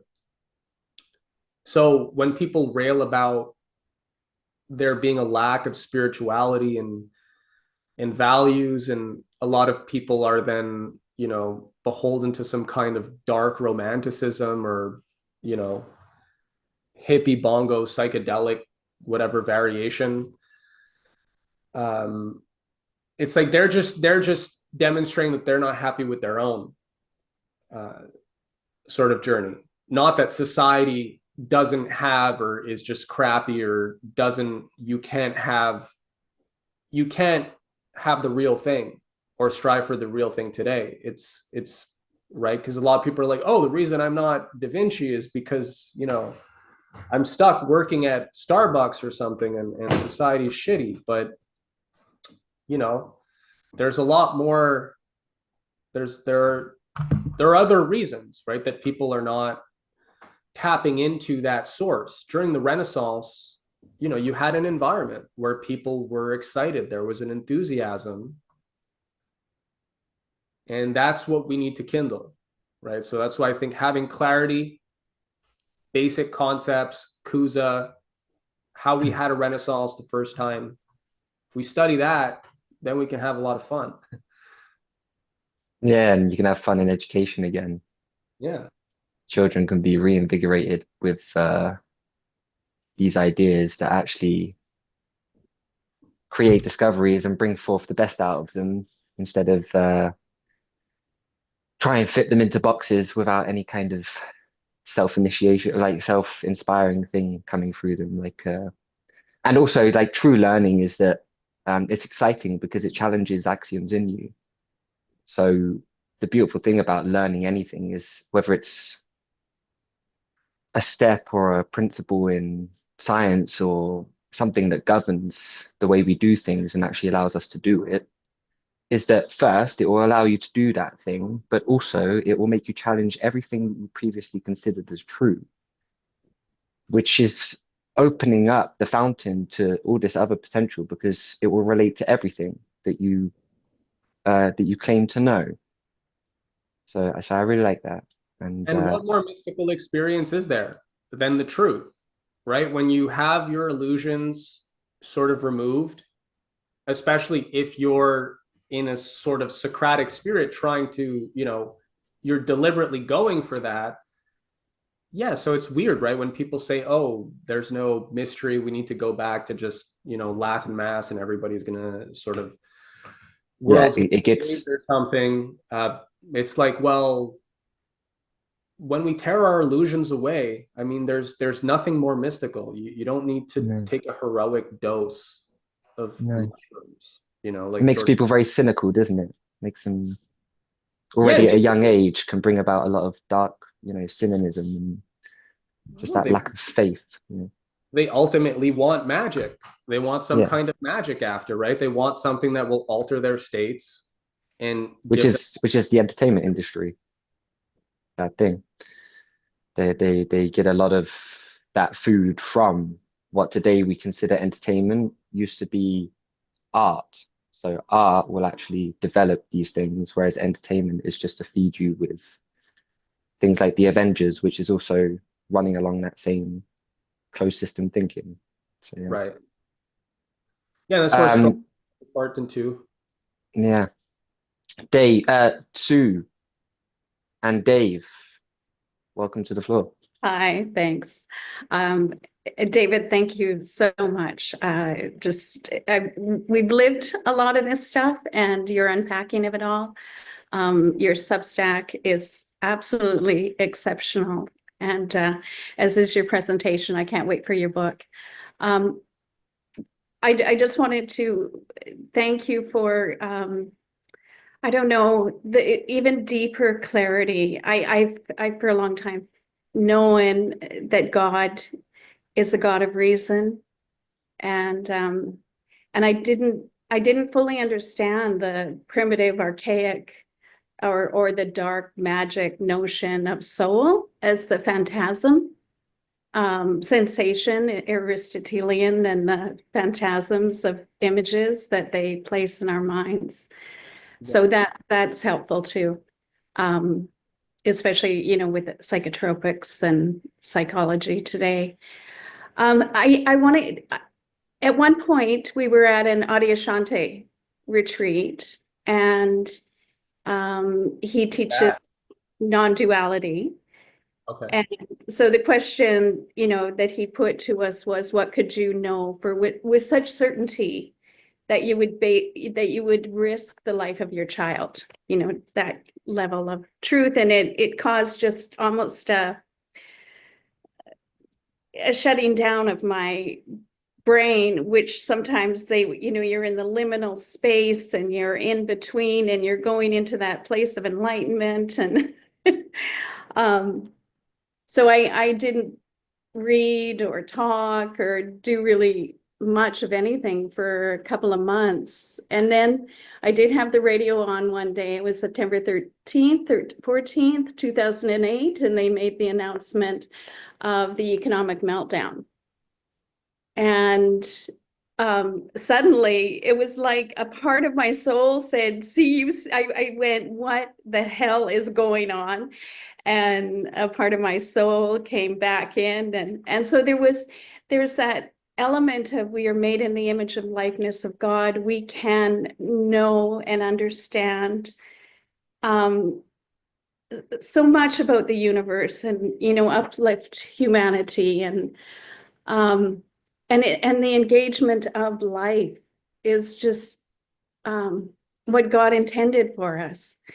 So I was just wondering if you can comment on the soul, from your understanding of the soul, from that place of engagement with ourselves, with the world, with God.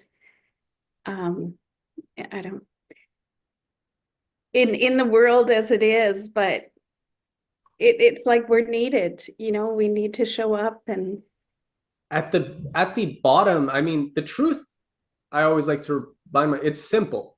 The truth is simple, right? And we all have a soul, right? Also, thank you, modern Western civilization, for a unitary concept of the soul, right? In the archaic world, Huxley talks about this in his lectures. There was not one thing, right? The idea that man has a unitary soul and therefore sovereign identity, and, you know, is able to make discoveries as a result of this, you know, this correct notion of a soul, which is what Plato advanced, Christianity advances. I was at the gym at the sauna, and I was chatting. I do like sauna cold shower every day kind of thing.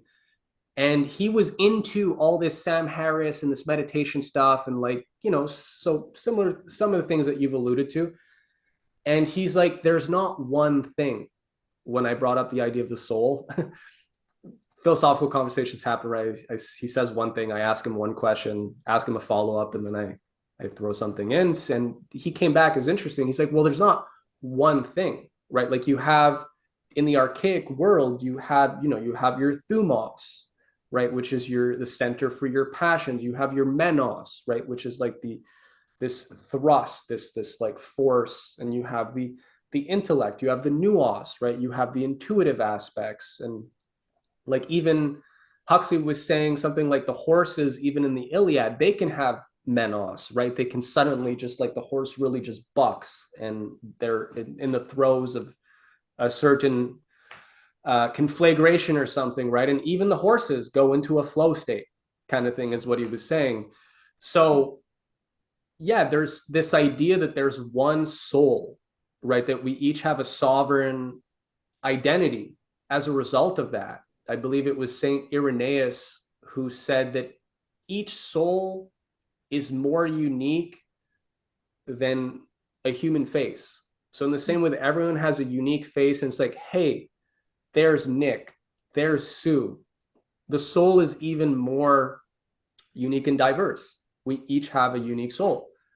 And at the same time, this soul, which is uniquely our soul, is what allows us to access wisdom, truth, God, right? Like God is something that, you know, if you don't have an internal dialogue of some kind with yourself, right? Or where things come that you don't expect, you know, we don't know what's going to come next, right? So that mystery is there, that fountain of mystery is there.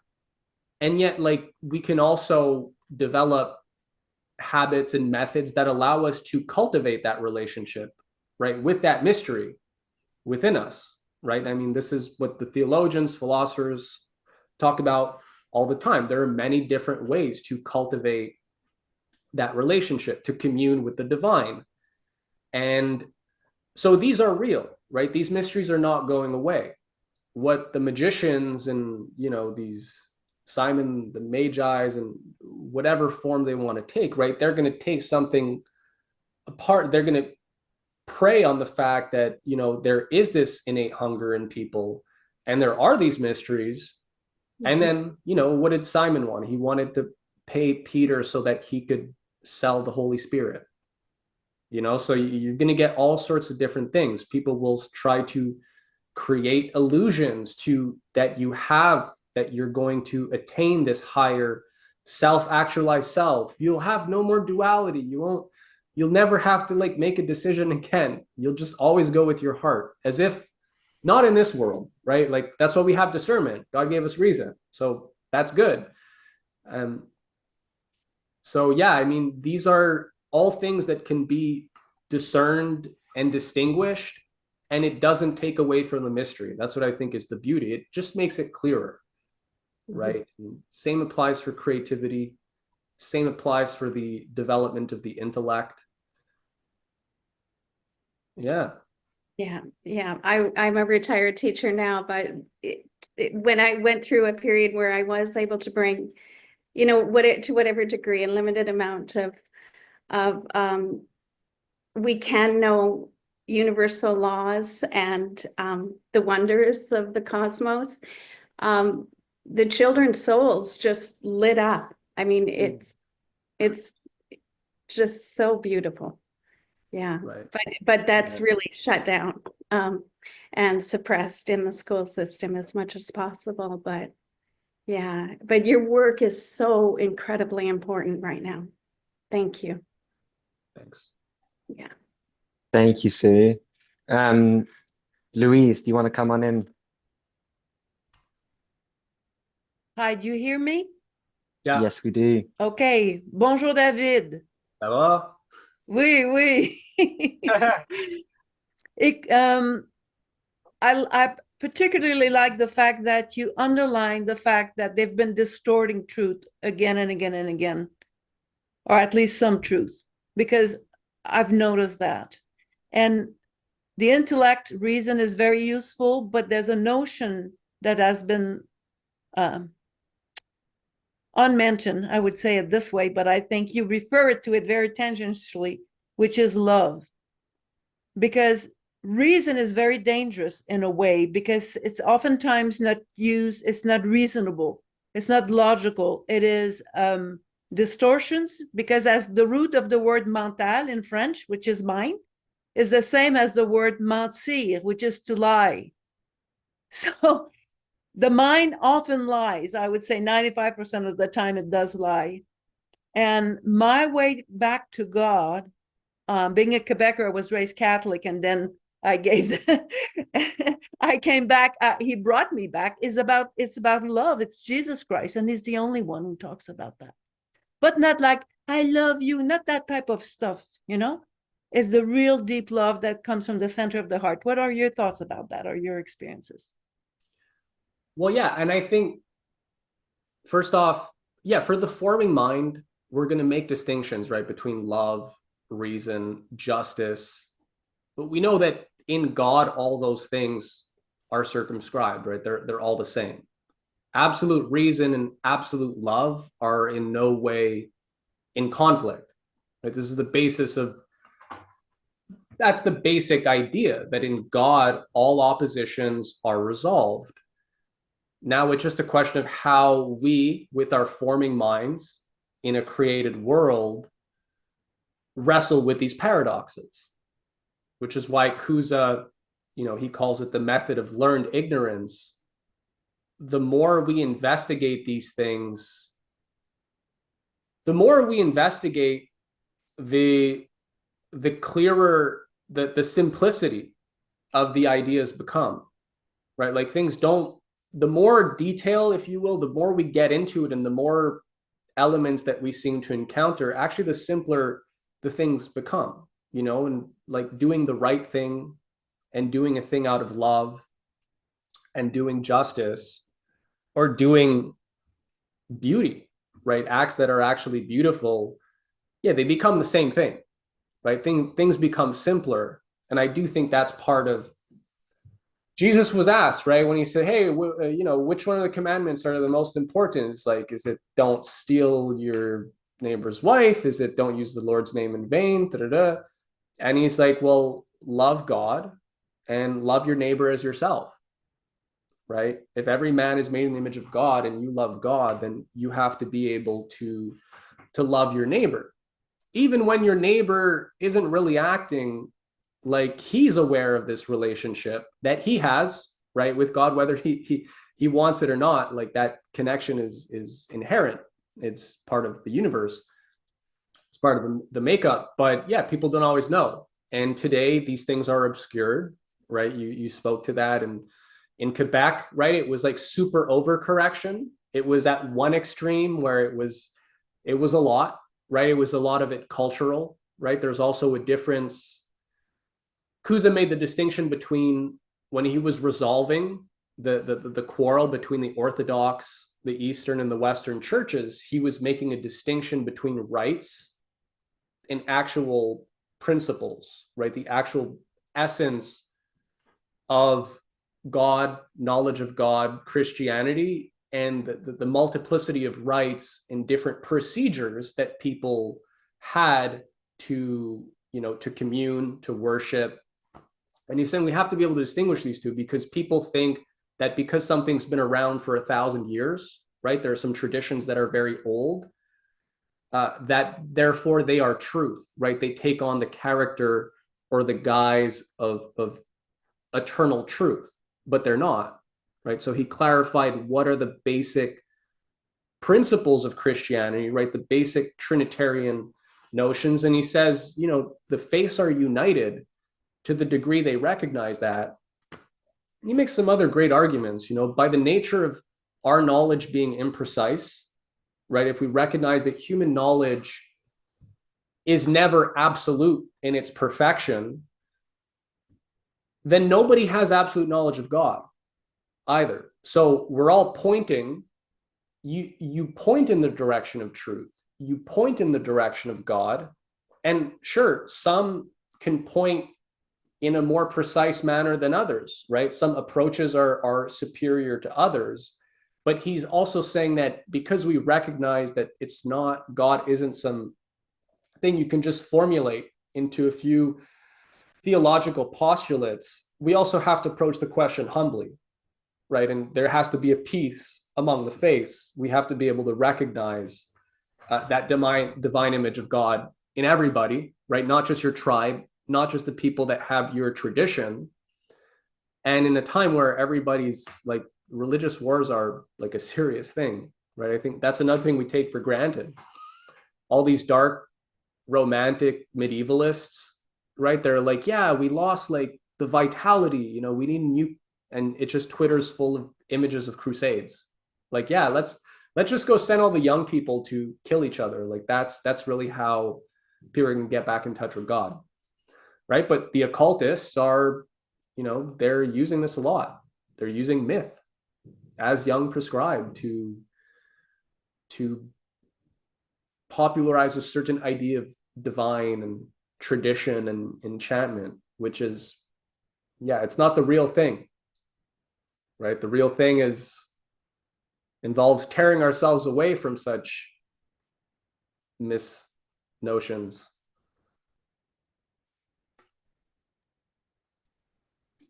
Brilliant. Thank you for the final question, Louise. Well, I think we'll wrap it up here.